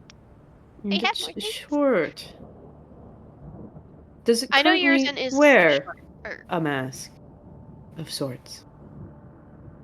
They kind of look at each other and they tentatively nod. I see. Matthews slowly turns to Gradius as if he just figured out something and is waiting for Gradius to figure it out too. Urizen's about like 5'6", 5'7". Then yeah, his shoulder height is about correct. Like, So what are you trying to do? Um, Matthias? Matthews is looking at you to see if you realize what he just realized. what did he just realize? The monster's Savuli. Oh. Okay. Yep. It clicked. You guys So- do remember both Urizen and Gradius. When half of Savuli's mask was knocked off during the confrontation with V Centaurus, everything started going fucky-wucky weird around the entire ship. Gradius is then gonna go. He immediately flashes, in realization as well, and then from there he immediately turns around, and then he's gonna go. We gotta get back to the bridge. Yes. But we do still have to do something about the ghost children. One moment. Luans, do you happen to know why you're still aboard the ship? They kind of look at each other, and one of them, basically mimes, like, the monster again, and then, like, kind of, like, they make, like, monstrous gestures, but as if they're, like, kind of talking to it. Oh. Is the monster why you're still here? They nod. However, you get a sense that them miming her as a monster is not necessarily how they see her now. They're basically saying that, yes, she was a monster. They're basically miming her as a monster because she did all of this. However, you can tell that they don't necessarily hate her or actually fear her. She wasn't why they were afraid, or why they were afraid of this place. I see. Hmm. Could I ask all of you a little favor? They kind of tilt their heads. They're listening. I would like to ask you very nicely if you could stop going into the... What's it called? Into med bay. the Over there. into the 15 decks. The medical bays. I'm afraid all of you are quite scary. To most people. They kind of look at each other, and you see a couple of them look really sad, and a couple of them look like they're about to cry. I don't think you're scary. Trust me, I don't think you're scary. Matt is But one some of the other ones people- that looks very cheery, kind of gives you a big, tight hug. Oh, thank you. Well, your leg's a big, tight hug, because they're not very 'Cause tall. Because Matthews is very tall. And he goes, Yeah. oh, thank you. But I'd like to ask that you lot, please, if possible, stay away from the medical bay. You're all simply too cool for them, I think. You see them all kind of look at each other, and then look and point, kind of give you a nod, but then point to you guys, questioningly, as if to say, can we bug you? I'm not opposed. I'll show you to my office at some point. I'm sure you can mess with my things in there. They seem pleased with this deal. He actually thinks about the things that are in his office and he goes, Yeah. Xenos trophy doesn't hurt anybody. Yeah, they seem pleased with this deal, as if they'll accept this. Yes, you can come bother me whenever you want. Just Same here, as preferably long as not you don't touch on. trolls. Just preferably as long as you're not on the bridge. I don't know how the Lord Captain will feel about all of you. How do you think Lord Captain Secure feel that we made peace with ghost children on his ship? Ooh, that's a hard one. Ah. Well, we can't get rid of them. What else to do but appease them? I mean, I doubt my blaster could work. Or any of my guns, for that matter. And I'd rather not. Person probably might have the best answers would definitely be Savili in this scenario. The Astropath. Is that her name? Yes. Wonderful. We'll have to have a very long discussion with her about this. So, That children... hopefully will not end up with any of us turned into metal. Oh, yeah. Preferably. Preferably. I'd rather not be metal. I'm already... He, waves his hands around. Mostly metal. Mm-hmm. Of us, I seem to be the least metal. Ironic. I'd actually prefer it if you were more metal, but that's my opinion. It can be arranged. For both of you. Wonderful. I'm fine with how I am, thank you. You could probably use for a good Or implant not or two. ironic. What's the word I'm thinking about? What's the word? Hypocritical. There we go. Hypocritical. Well, I have more metal than you do. You're missing out. I thought you would have liked your prey pure. No. I like my prey to exist. It Okay, doesn't really matter. I know you want to kill him, but there's a lot of other implications going on. So Matthias is way older than Urizen. Okay. Harrison is what in his? How old is he? 30s? 20s? Oh, never mind. Matthias is He's in 35. his- Never mind. I have this written, not in my Columbia stuff. It would be in my personal stuff. Yep. Yeah, Matthias wants to fucking obliterate Urizen. He wants to turn him into a paste and paint a wall with him. Until then, that's a little bit gay. 33. Oh, Matthias is only 2 years older than him. Yeah. I'm just saying. It's a little gay. Enemies to lovers? No. No, at this No. point, at this point, I want out of character. I want to say, are you trying to kill him or fuck him? I kill him. Matthias is a little bit of a fuckboy, but not with Xenos. Alrighty, Damn it. cool. I'd consider Matthias a slut. Yeah, actually, now that I think about it, we can't have two Xenos fucking seneschals. No, we Yes? can't. We can't have two. Or something. You think if it's weird that it's every time I get a nickel, every time that happens, apparently I get 2 nickels. No, not And really. it's strange No, that it Matthias happened does twice. not fuck Xenos. He fucks human women and men. No. So, Well, I thought he was eating it anyway, non-binary. If you want me to go get you something, He is. I He can, or I fucks can make human you, women like, and two men. If you for- just heat me up like some tomato soup, that'd be fine. with me. Okay. He fucks everybody. He doesn't. He fucks everybody human. He fucks every human. Sorry. Interesting. It's okay. Well, not you tried. currently. It's kind of weird because if he did want to fuck someone right now, it'd go clang, clang, clang, and that's really awkward for him. Yeah, Anyway. it's clang, clang, clang, not swamp, not flop. Anyway. Anyway. Uh, Yeah, We're let's go. done. You Yes, we're couldn't have done. seen that coming, though, Alune. You saw that. Love him out. We Anyway, just said it. let's go see what Savuli's up to. You're gonna go visit the Astropath and the Astropathic Choir. Yes. yes. Seems like the next best thing. Alright. So you kind of leave this place, and I should change the music. This is a little too ominous. I was about to say, it's pretty ominous up in this his house. Are you playing the Well- Road Trip Astropathic Choir music? I could.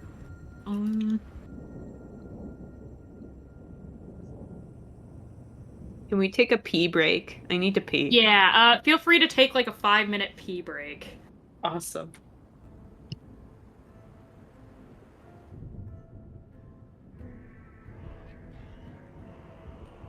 Fucking love this music. Let's put this on while everyone takes a pee break. Everyone be back here by X27. We're just in the loading screen. Yeah, you're in the loading screen. X27, don't be late. Hey.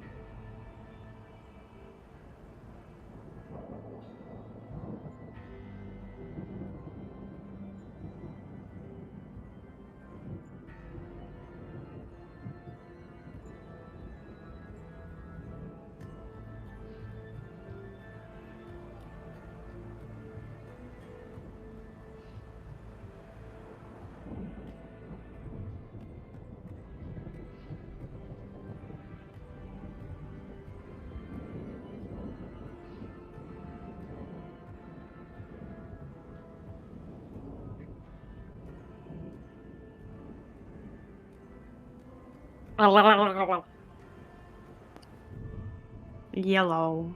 Hi, Aluna. Aluna's allooning. I'm back with a drink. Finally. Finally. Nice. Skid is skipping. I am. Also, do you have any idea how hard it was to find like something that looked like Seville's mask that wasn't AI generated? That's so Aw. real. Because like, this mask is so cool. Like her mask is supposed to look a certain way, and her new one and her one in canon does look like that, just with like different colors. But finding something that actually looked like it was a pain in my ass.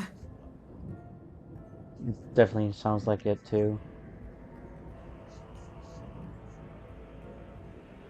It's really hard to find art for anything these days because there's just so much AI. AI slop. Mm-hmm. What annoys me Also, too yes, are you like I'm sure you all noticed, but I stole this map from Roll20 Real. for the ship compartment. And my dad made dumplings and they sucked, so now he's making me tomato soup. Nice. So yummy, yummy. your dad made bad food? Well, he was experimenting and it didn't taste bad, but the consistency was like really awful. Yeah, I can already taste it. It tasted good. That's the thing. The filling and everything tasted fine. It was just the consistency was really whack, and we all know how I am with consistency and texture. So Yeah. yeah, I did. I feel that. Yeah, it wasn't horrible, but I'm sad. When I looked online, because the dining halls here have like an online menu, it said that it would have spring rolls, and I went down there and there wasn't any spring rolls. Then we That's can a see you crime. scrolling through Twitter. No, you can't. Or sorry, that was Blue Sky, actually. Wrong version of my browser! I don't have Chrome on this computer, so I'm going to use 2 versions of fucking Firefox. You didn't see that. You didn't see me reposting Gortash art on my timeline. Mm-hmm. You're fine. I mean, are we really surprised I'm reposting Gortash art on No. Blue Sky? I'm so surprised you're still Gortash posting. What? What's wrong with Gortash posting? No, there's nothing wrong with Gortash posting. It's just that it's been like over a year. I'm largely post too, okay? Oh, it Oh. has. Yeah. Oh boy. Shut the fuck up. I doesn't exist alone. I love this slimy man, okay? Because before it was Gortash posting, it was Sephi posting. No, it was Wesker posting. Oh yeah, It well was Wesker posting, and then it was Sephi posting. No. It was Sephiroth posting, and then Wesker posting, and then Gortash posting, okay? Okay, cool. You gotta get the order right. Well, And before Sephiroth, it was Levi from Attack on Titan. okay, yeah, I wasn't really there for the. Well, I probably wasn't really doing too much Levi because I didn't really talk about Attack on Titan that much. Besides me just saying it's meh. I remember the Levi era. Yeah, I know you do. You were there for Mhm. that. I was there Alright. for that. I don't. The Levi era. Was I there for the Levi era? It was at the very beginning of high school over the pandemic. Probably not then. Yeah. Yeah. Okay, I did not I want have to start Alright. killing some Pandemic. things. Let's do it. Okay. So, you all basically go back to a quick trip to the bridge. You all get some extra ammunition, yada yada. You go to the Astropathic Choir. A lot of the Astropaths are just kind of mingling. Savili is just kind of sitting, in the, kind of just sitting in the center, looking mildly spaced out. Like, you can't see her eyes, and she's, like, blind, though she can, of course, sense things.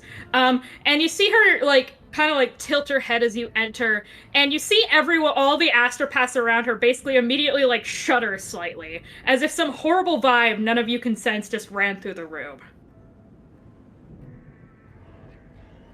Does anything proc with the mask? The mask in your thing, no. No. She does have hers on. And yeah, seeing them next to each other now, they look real similar. Hers is much more refined, but the one that you have in your bag, they're very, very Refined. similar in terms of design. Okay. And then from there, Grace is going to like scan the room, and then he's going to start walking toward her. You know body language of someone who looks like they're about to attack you. She Mhm. looks very calm. You kind of walk up to her, and she just kind of nods at you. Unit Gradius, good to see you here. The spirits told me you were going to be arriving soon. What business do you all have up here? Most people don't come to these decks, especially not during warp transmission. Grace is going to go. Hopefully, it would have been under circumstances given we were investigating something going on one of the decks of the ship. And then Gradius reaches for his container, and then he basically dispenses out the mask. This was discovered amongst the relics. You see her posture kind of stiffen up, and you hear her basically mutter something in a language you do not understand, before she clears her throat. Excuse me. Yes, I know of that. Abril lost it. A good long time ago. Why do you ask? You quite quickly realize this is the most, I wouldn't say lucid, but I'm gonna say lucid you've heard her speak ever in your entire life. Oh yeah. And Gradius is going to do, the potential severity of this. He's going to do something where he's going to, basically take off his helmet, and then he's going to, look her, dead in the eyes. And then from there, he's going to go, "What is this?" And then from there, I hold up a data slate containing all the names I memorized earlier. What is this? She points to the mask. That is a limiter. It was originally designed by Abril to chain me and keep me in check and turn me into something completely less than human. Something that obeyed his beck and call. Those, she kind of points to the data slate, were the other subjects he captured. I'm the only one who survived. And I'm the only one who remembers any of it now that Avril is dead. He kept the whole thing under wraps. All the enforcers who he tried to have harm us or hurt us, due to not wearing something that limits my powers, I have no clue what he wore. But I could never hurt him with them. All the enforcers, though, they met their ends when they tried to hurt me or the other kids. I wasn't going to let them touch us. Not with what Avril was doing to them in private. I see. Is there a way to Noble. make the children slumber? I don't know why they're still here. By all stretch of the imagination, now that Avril is gone, they should have been laid to rest. That's why I originally assumed they were sticking around. But they're still here. I don't know why. I don't know why they're lingering. But they've only been getting more and more active the closer we get to that system. The one we're heading towards. The one Clovis wants to investigate. And they keep trying to tell me things, but you see her kind of shake her head. Nothing they say is clear. Normally, even when they speak in riddles and rhymes, which is what you hear from my mouth, I can understand it and decipher it. But none of what they're saying is anything I have any memory of or knowledge of. It's all foreign. Have you ever worn this mask before? Yes. He stuck it on me. And then the other kids kept taking it off. Because whenever it was on me, I couldn't protect them. I couldn't take it off on my own. Unlike this one, which I wear willingly, because I don't want to hurt anyone. I've never wanted to hurt anyone. Apple just forced my hand. The one I wear now... yours and's gonna sort of like, not thinking about it, rub his neck a little bit. Yeah, you see her kind of basically tap the mask that she's currently wearing. This was the compromise. It limits my powers to a point where I can control them. Nothing will happen on accident. And the worst of them are completely suppressed. I can take it off, but I don't. Because I don't want to be dangerous like I was back then. He let me keep some of my freedom in exchange for not fighting him anymore. Because back then, trust me, fight I did. If you saw the area he kept us, you saw the enforcers. He didn't want to bring the AdMech in to move them, it would arouse too much suspicion.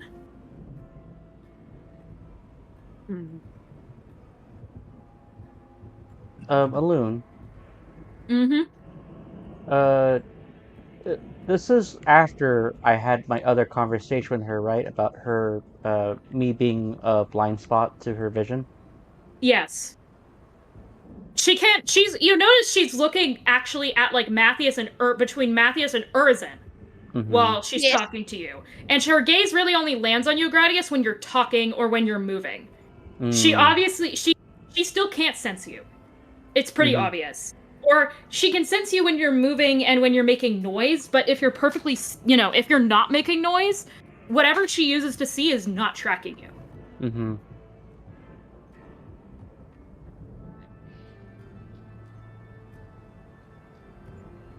Okay. The children have told us that there is a beast of some sort amongst the ship. Was that you? I'd be surprised if it wasn't. Just because I did the things I did to protect them and myself doesn't mean in the eyes of other kids it's not going to be scarring and terrifying. They have no issues with me now. But back then I was... You see her kind of, like, take a moment, as if trying to think of the right word. Out of control. I was still young. I don't remember why I'm the way I am. I don't remember when it started. All I know is I've been this way ever since I woke up. which is why I needed something to limit everything. You remember the incident when even just half of this contraption was knocked off. Imagine me with none of it. That's what Abra was dealing with back then. Mm-hmm. He had his reasons to want me contained, but I had my reasons not to want to be under his thumb. She looks directly at you, Urizen, as I assume you can understand. Yes, ma'am.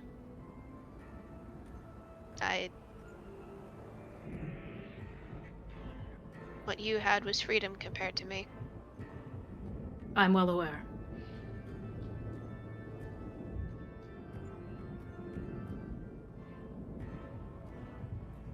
I wouldn't She wish kind that of on looks to anyone.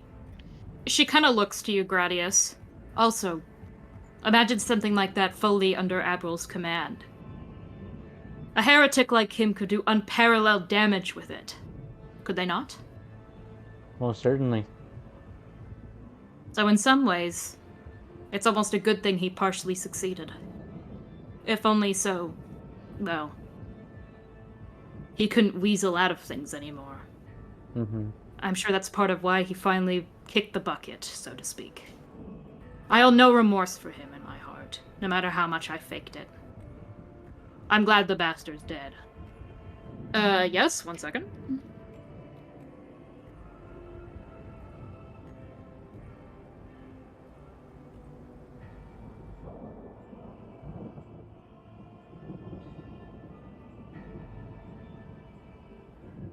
Continue. Don't forget to come out and take care. To my iron, yep. I have soup now. Hippie. Soup. Soup. Gradius is going to go. Something of this magnitude in our possession would make the most novice inquisitors associate as heresy. She kind of looks at you. Potentially. Trust me. I wish I knew what I was as much as you did. She kind of looks to the other astropaths. Ask any of them. They'll agree whatever I'm doing is not what they're doing. Mm-hmm. You see one of a couple of the astropaths kind of like give a very, very like nervous nod, and you hear, basically all the muttering, yeah, it's always strange. Especially she, never really invokes perils of the warp, It's always so quiet when she uses her powers, yada yada yada. Mm-hmm. However, I am of the Mechanicus, not the Inquisition. I will carefully report this to the Rogue Trader. However, I will also make it into. I will propose that this would be in my possession. Should the need ever arise from it, I shall deploy it in the right situation. You're talking about the mask, correct? Yes. Frankly, I didn't even think it still existed. I have no idea if its potency even remains after all this time. It was quite a few years ago that it was originally made, even more if you count the time spent in the warp. It may not even work. It may have some of its effects, but not all of it. But I would hold on to it.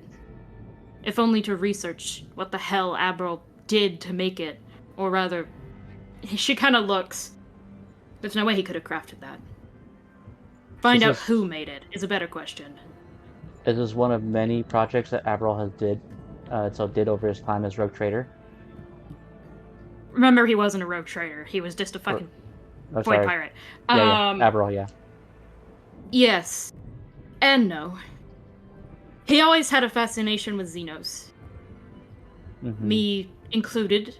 I don't think I'm human. It's been established I'm not. Me and those other children, we came from somewhere. I don't remember where. All I remember is being taken from my homeworld by a whole bunch of enforcers and carted back to the Imperium. Though the Imperium was a kind place compared to the people who picked me up, so I don't have any regrets. I'm happy to serve the Golden Throne. You all have been good to me, and frankly, I like it here. But also, if possible, I think that finding out where I'm from and maybe where the kids are from may help put their spirits to rest. Hopefully for good. Understood. I want to say this in character, but I feel like Matthias wouldn't get that. They're probably from the planet we're going to.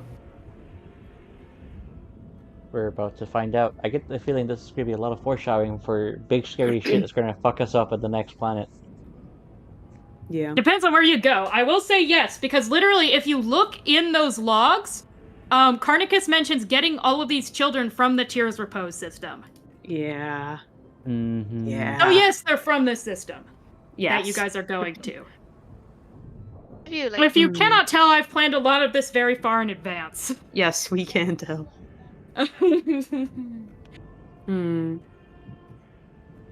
Maybe you and the children are...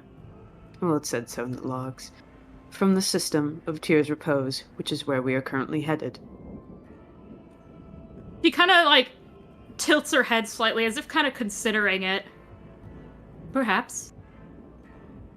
It's possible. As I said, I don't remember anything before I woke up. And not much for a long time after I did. Mostly because they threw me in a cryopod. I see. She kind of shrugs. Apparently, we don't... She kind of looks to Gradius and Urzen. I'm sure V told you about the Enforcers. Who, you know, had to contain me at first. As I said, there's a reason I wear a limiter. Think of it like sticking one on a renegade psyker or a, you know, unsanctioned psyker while waiting for them to undergo the rite of sanctioning. It's a similar thing. Except with me. And whatever I'm doing, if it's psyker powers at all. In theory, I underwent the rite of sanctioning, but I'm not sure if it did anything. I've always been blind. Evidently not to the truth. Partially to it. As I said, I don't remember a lot. But I'm hoping to fix that part at least. Mm. do you suspect that this mask is dangerous for other people?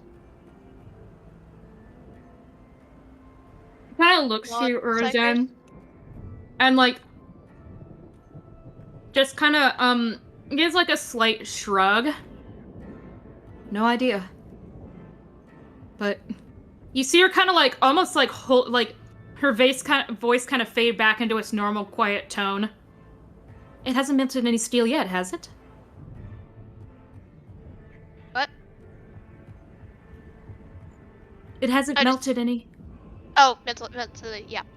No. Exactly. It seemed to have a calming effect, so I wonder if it would help with panic attacks.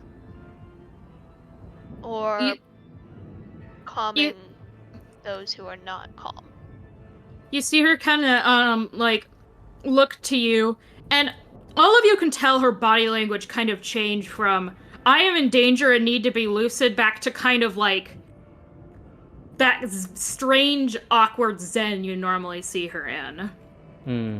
I mean, ailments of the mind may not be able to be cured by something that's an ailment of the soul. But you can certainly try. This is easy. Fucking Urzen's soul is anxious. No, Well, yeah, she's saying she's saying that something that's meant to cure the soul, like the mask, may not help with his anxiety. It's so funny. He has trauma. Twama. He was also thinking of maybe sticking it on Matthias if he came after him. Matthias, No! Matthias is calm. He's still gonna kill you when he's calm. He's just having fun. Maybe next time Matthias is pissing his pants, we can slap it on him. That'd actually be kind of smart. Yeah, so that's why I'm asking for me to hold on to it, because out of To be everyone fair, it's here- probably Matthias' insanity is probably also an ailment of the mind. It is. Literally, because it is. Yes. Yes, reason that I'm is what advocating being for sane it is because like. Gradius would probably be the least affected because he doesn't, air quote, have a soul, air quote. Yeah. Makes sense. That is smart. Is that 'Cause- festival I hear? Huh? Yeah, I'm currently watching somebody else play right now. Okay. Alright, let me just turn it down. You're okay. I was just like, I know that. I know those pings. Yeah, itchy. Ugh. So, yeah. Gradius, currently what's going through Gradius's mind is because, Savili, the way how she's explaining it is making Gradius kind of think about himself because he's even pondering if he even is from Mars or if he was constructed on Mars. And that if,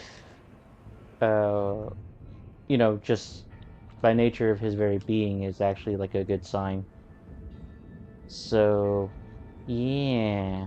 Matthias is currently what's going through his head is he's just been like silently looking at Savioli as if he's trying to figure out if she is a Xenos or not. He can't tell.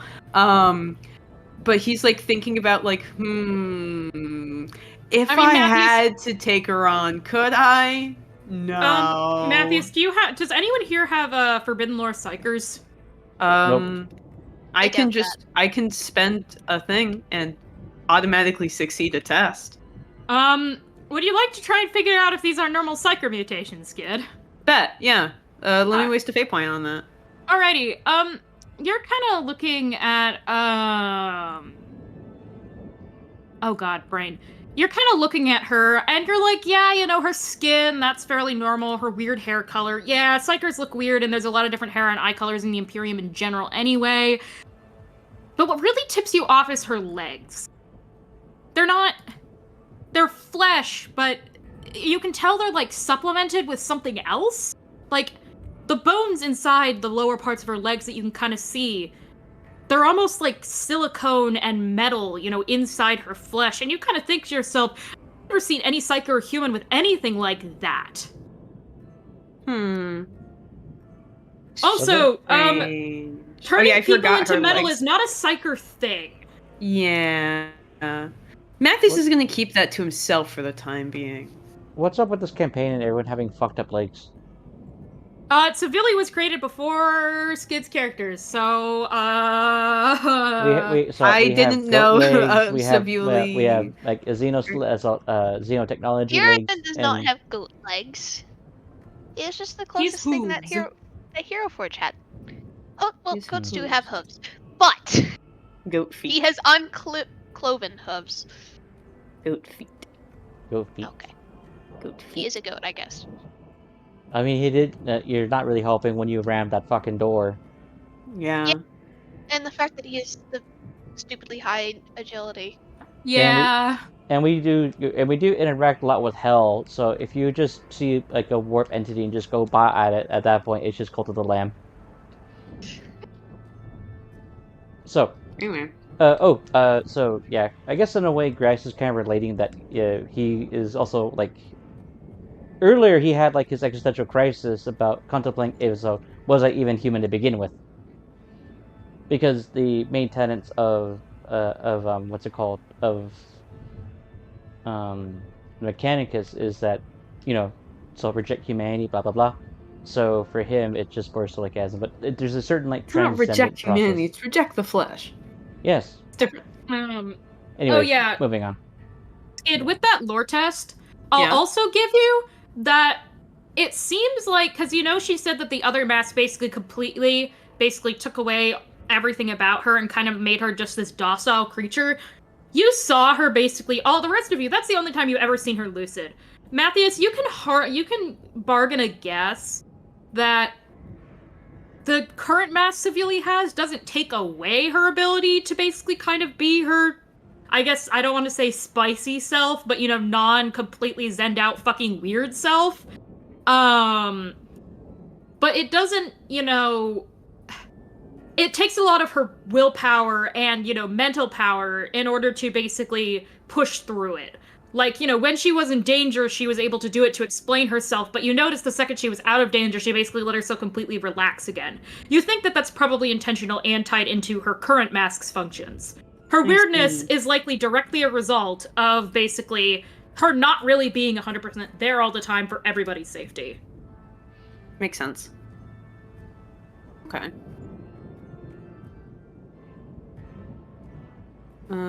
I do want to talk to her in private after we're done.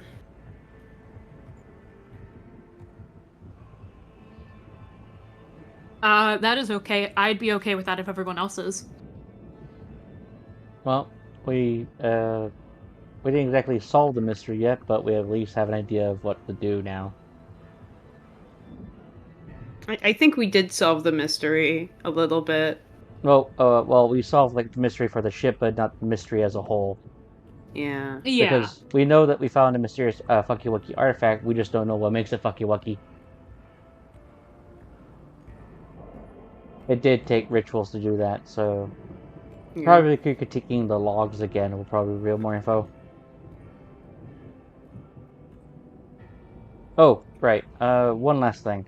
Gradius shows the names. Did she ever explain what they were? She kind of looks at them and just kind of nods. Yes. Those are the ones who were in the I wouldn't call it a facility, who were in confinement along with me. The other children. Mm. And the ghosts I've been seeing, naturally. Okay. So Gradius is gonna go. Thank you for that information. What Gradius is going to Gradius is going to go. I can try to reach through my connections to the Mechanicus to see if we can find some of these children and then figure out what makes them all related.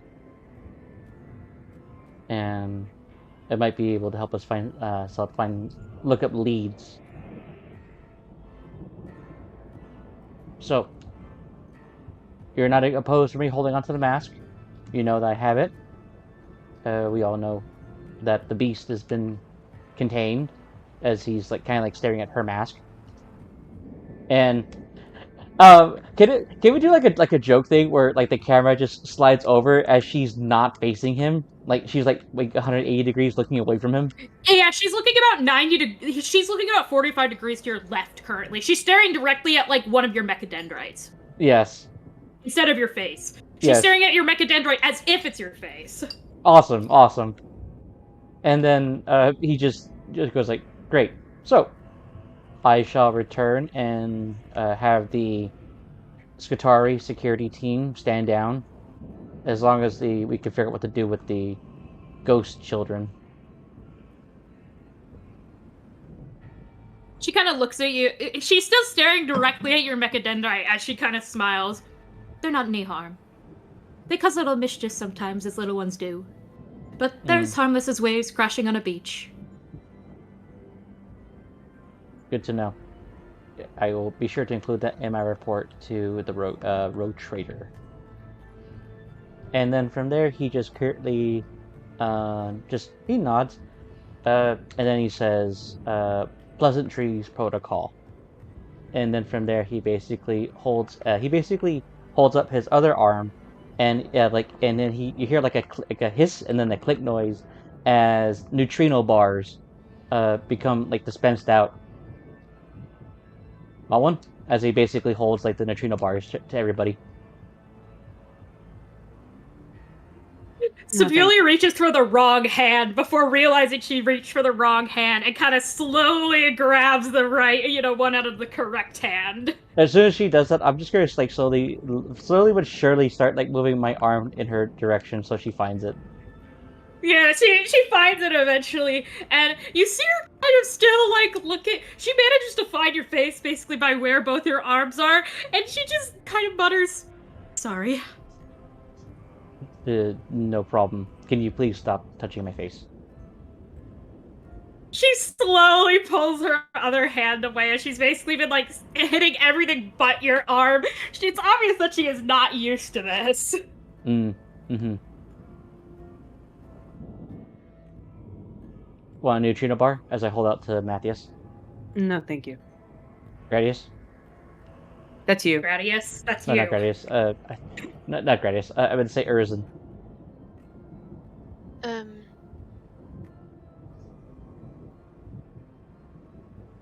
don't know if I'm able to eat normal people food.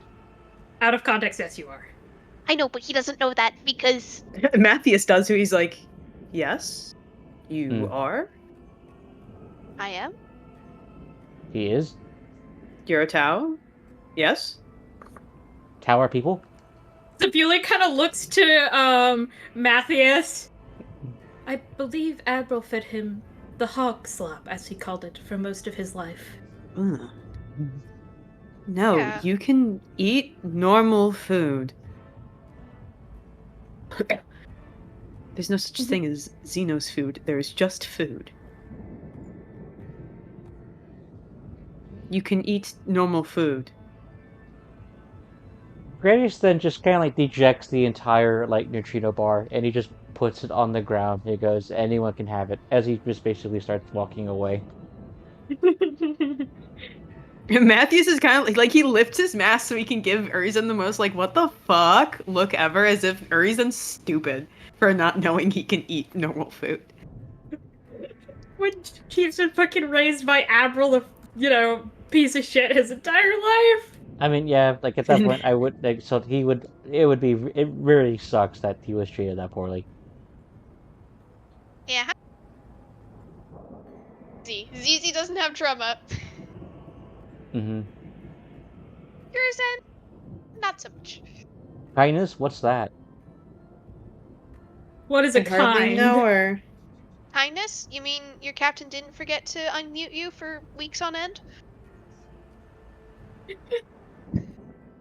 Yeah. Just ouch.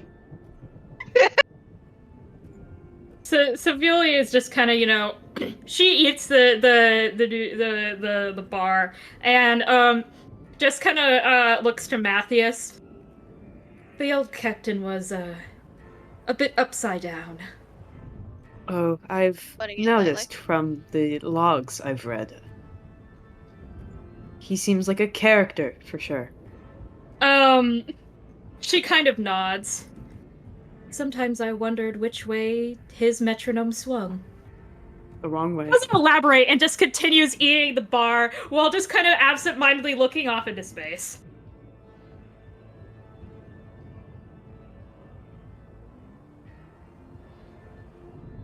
Chavili, is it all right if I have a word with you in private? Hmm? About nothing in specific. Sure. You see her kind of like get off of the chair she's been sitting on, because she is technically the head astropath. She basically gets off, the chair, the throne where she's been sitting, and you see all the astropaths like very quickly make way for her, much faster than they did for you guys, by the way, which is a little, Matthias, you can find a little insulting. It's a smidgen insulting, but Matthias isn't going to show it.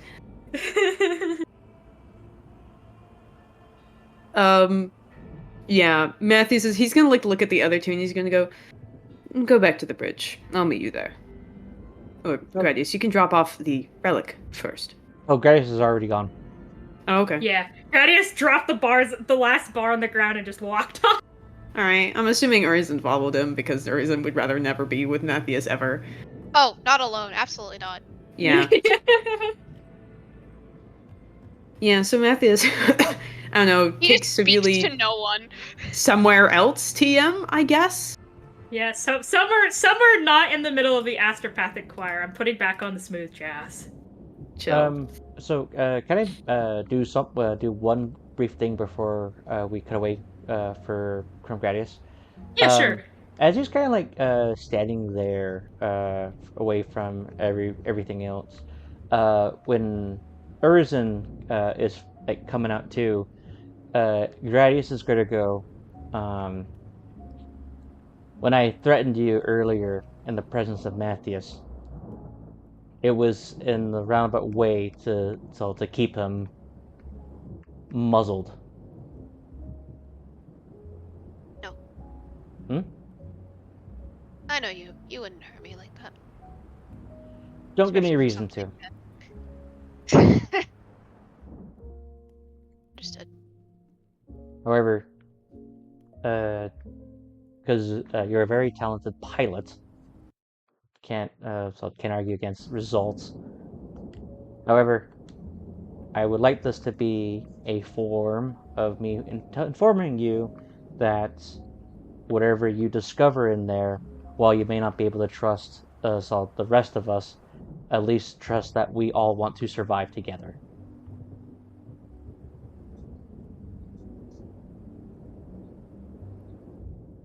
Presenting available information can serve each of us well.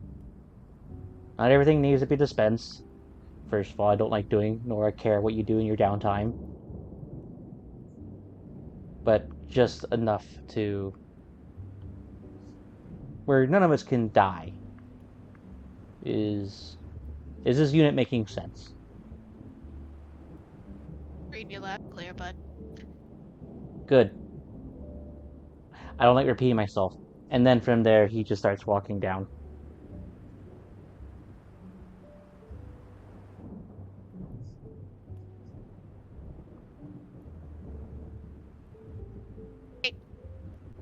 What?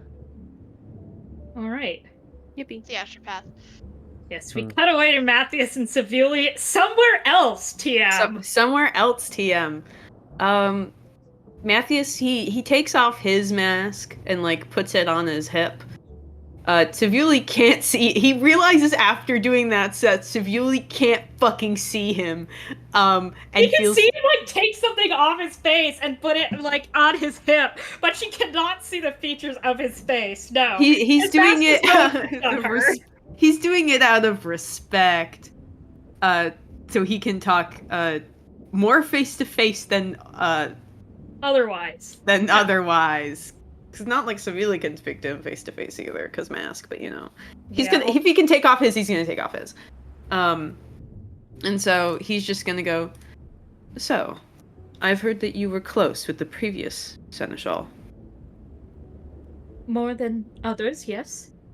He had a way about him. The way about him. Yes. Calm, willing to sit in silence. Actually could pronounce my name. Sweet. Sometimes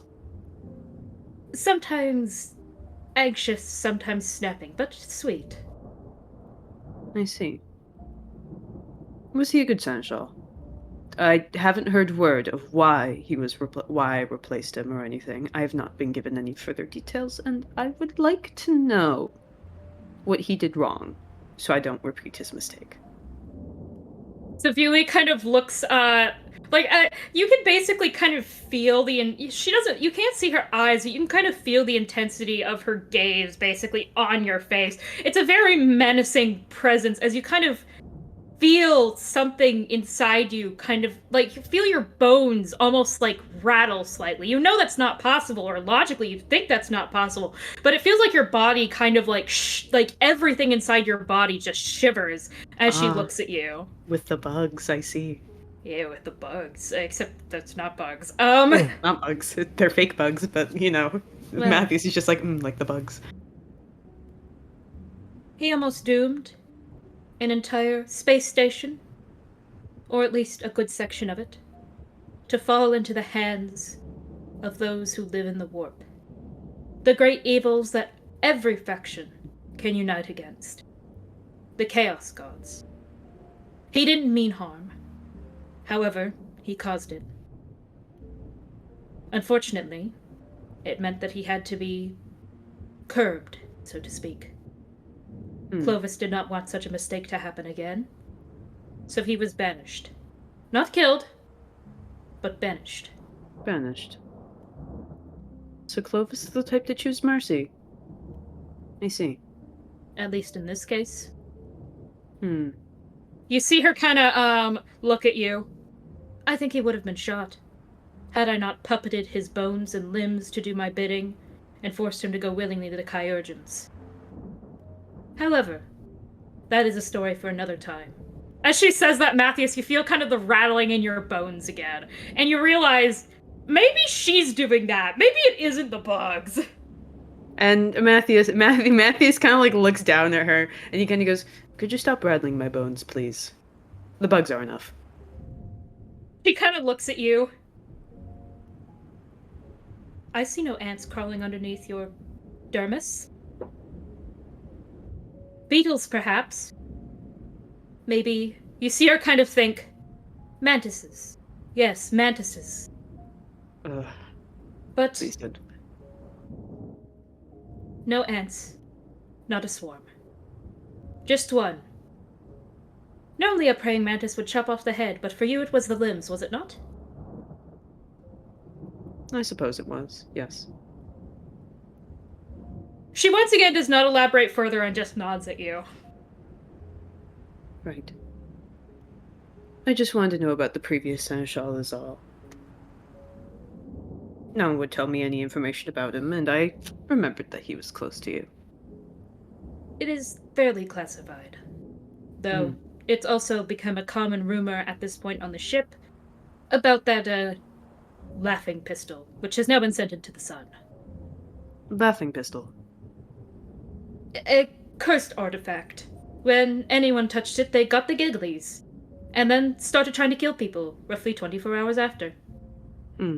Ron I see. used it as a bargaining token, and then Clovis got it back and threw it into the sun. Though he did not throw Ron into the sun. He burns brightly somewhere else. Do you think that Ron will come back and enact revenge of some kind? Would he be the sort to do that? You see, like, shrug non-committally. He seems the type not to be strapped down by a ball and chain. Revenge? She kinda, thinks for a second. Frankly, I'm not too sure he wouldn't, misfire the second he tried. I see. Anger does not burn brightly in that one. Fear, yes. Instinct, yes. Anger, no. I'm letting you know now that if he becomes a threat to anyone aboard this vessel, I will not hesitate to turn his head into a balloon and pop it. I'm just letting you know now. You see her kind of nod. I prevented it from him once. I can't do so again in good faith. Good. Well, I appreciate the information. It's so classified, even I can't access the information, and it's been quite an annoyance. I think the Lord Inquisitor simply does not want the rumor of the Chaos artifacts spreading. I see. You know how the Inquisition is about those things. Truly. Well, I will not be spreading any of this information. It will be locked away in my mind. Good. Hopefully the little monkeys in your mind are satisfied. Incredibly. Little monkeys. Incredibly. Shall I walk you back to the choir? I should be alright. Right. Frankly, Well- I feel you have more unsettling presences to reign about elsewhere, do you not? I suppose I do. She, despite not being able to see, you see her gaze kind of like travel to where you place the mask on your hip. The other Xenos seems to be intimidated by that one. That thing, whatever it is. The mask. He kind of like lifts it up off his hip. It's just made of bone. He like knocks on it with his finger. It's not particularly too scary. Bone It's a of symbol, race though. or of man? Hmm? Race or man? Race or man? Wraiths, like WRAITHS. Like is the mask made from? She's Or- asking if it's made of wraith bone. In Sevuli language. I don't think it is. No. Have you ever decided what it was made of, Skid? No, I just know it's made of bone. Probably not human bone. Okay, then the answer is no. The answer is no. So it's not human bone. Could be wraith bone. Would be funny if it was wraith bone. You just plundered an Eldari set, like basically took an trophy of like an Eldar's, armor or gear and just fashioned it into his mask. Yeah, I can see him doing that. Wraith bone. I see. The Lucky Vandergroom his family image is are not appeared- collectors of trophies. And she said the other Xenos was she talking to me? Or Yeah, she was about talking me? about you. Yeah, Okay, she was cool. talking about you. Don't treat him I- too harshly. In the grand scheme of aliens, he's not a bad one. Hmm, And he suffered more than most already. I see. I'll keep It's that in like, don't mind. care, he exists. Well, I hunt Xenos that need to be hunted, and he is sanctioned. Sanctioned? Yes? Yes. Yes. And Yes. he's Legal. sanctioned. So, fortunately Right. for him, he is not on my hit list. That does not stop me from being a walking figment of death. Though unfortunately, that status hasn't really been befitting of me in the last couple years. I hear you are the master of, You see her kind of blink a few times. Never mind, I feel like that may offend your neurons. Oh? No, do tell. Uh, some enforcers have been calling you the master of pitfalls. Ah. No, that would make sense.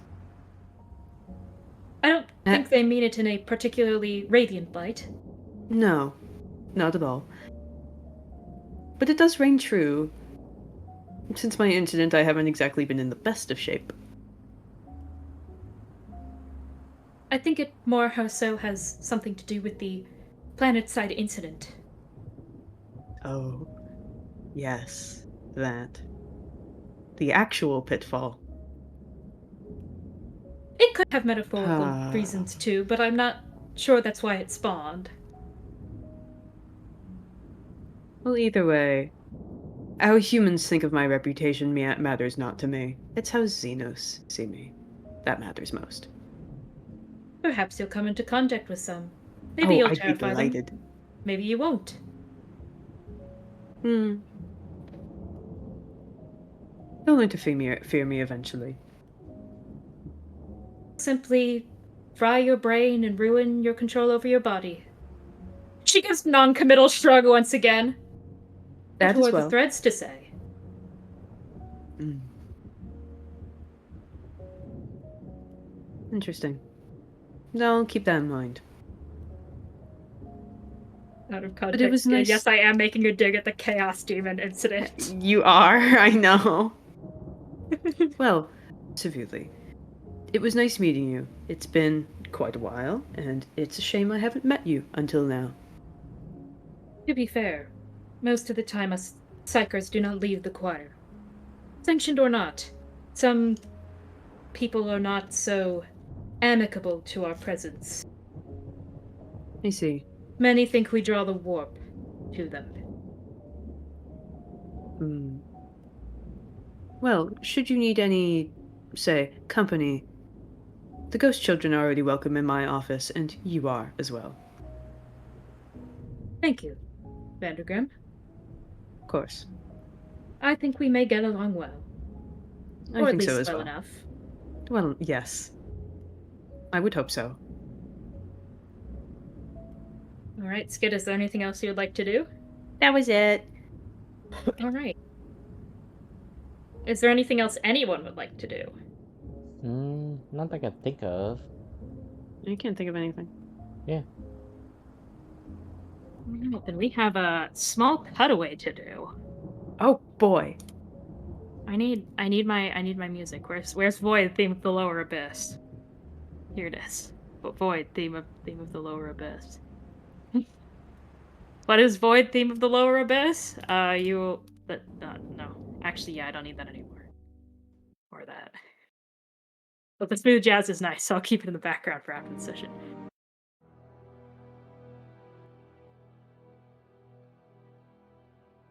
Somewhere, also shrouded in the depths of the warp, there's another vessel, sailing only a week or two behind Clovis's own.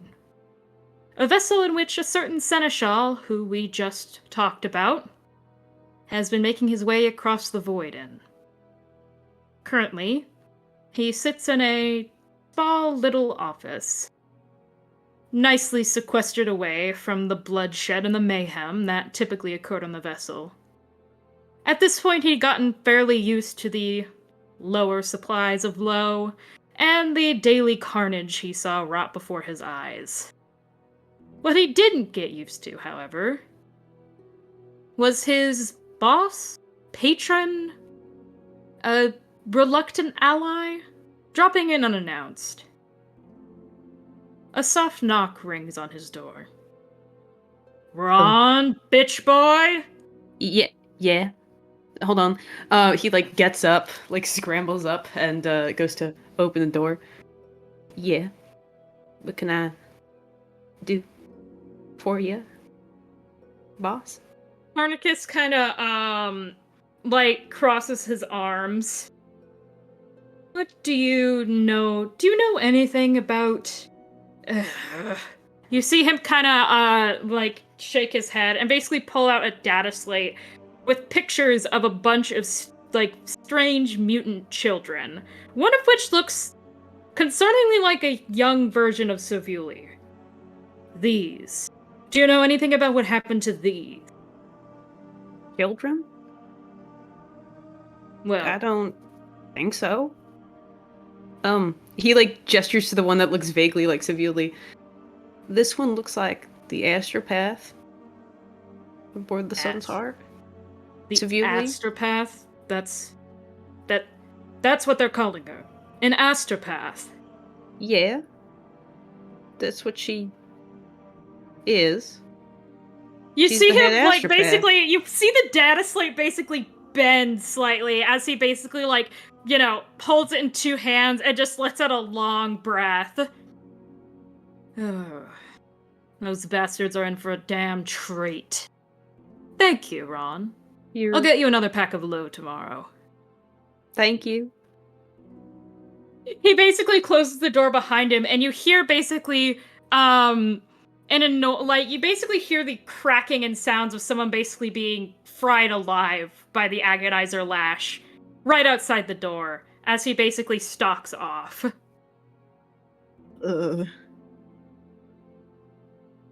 I need to get out of here. And with that, we will end our session for today. Ominous. Yay.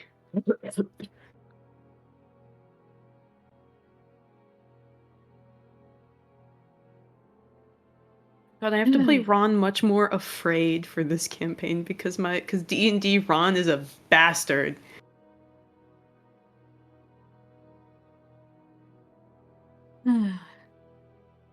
Hurrah.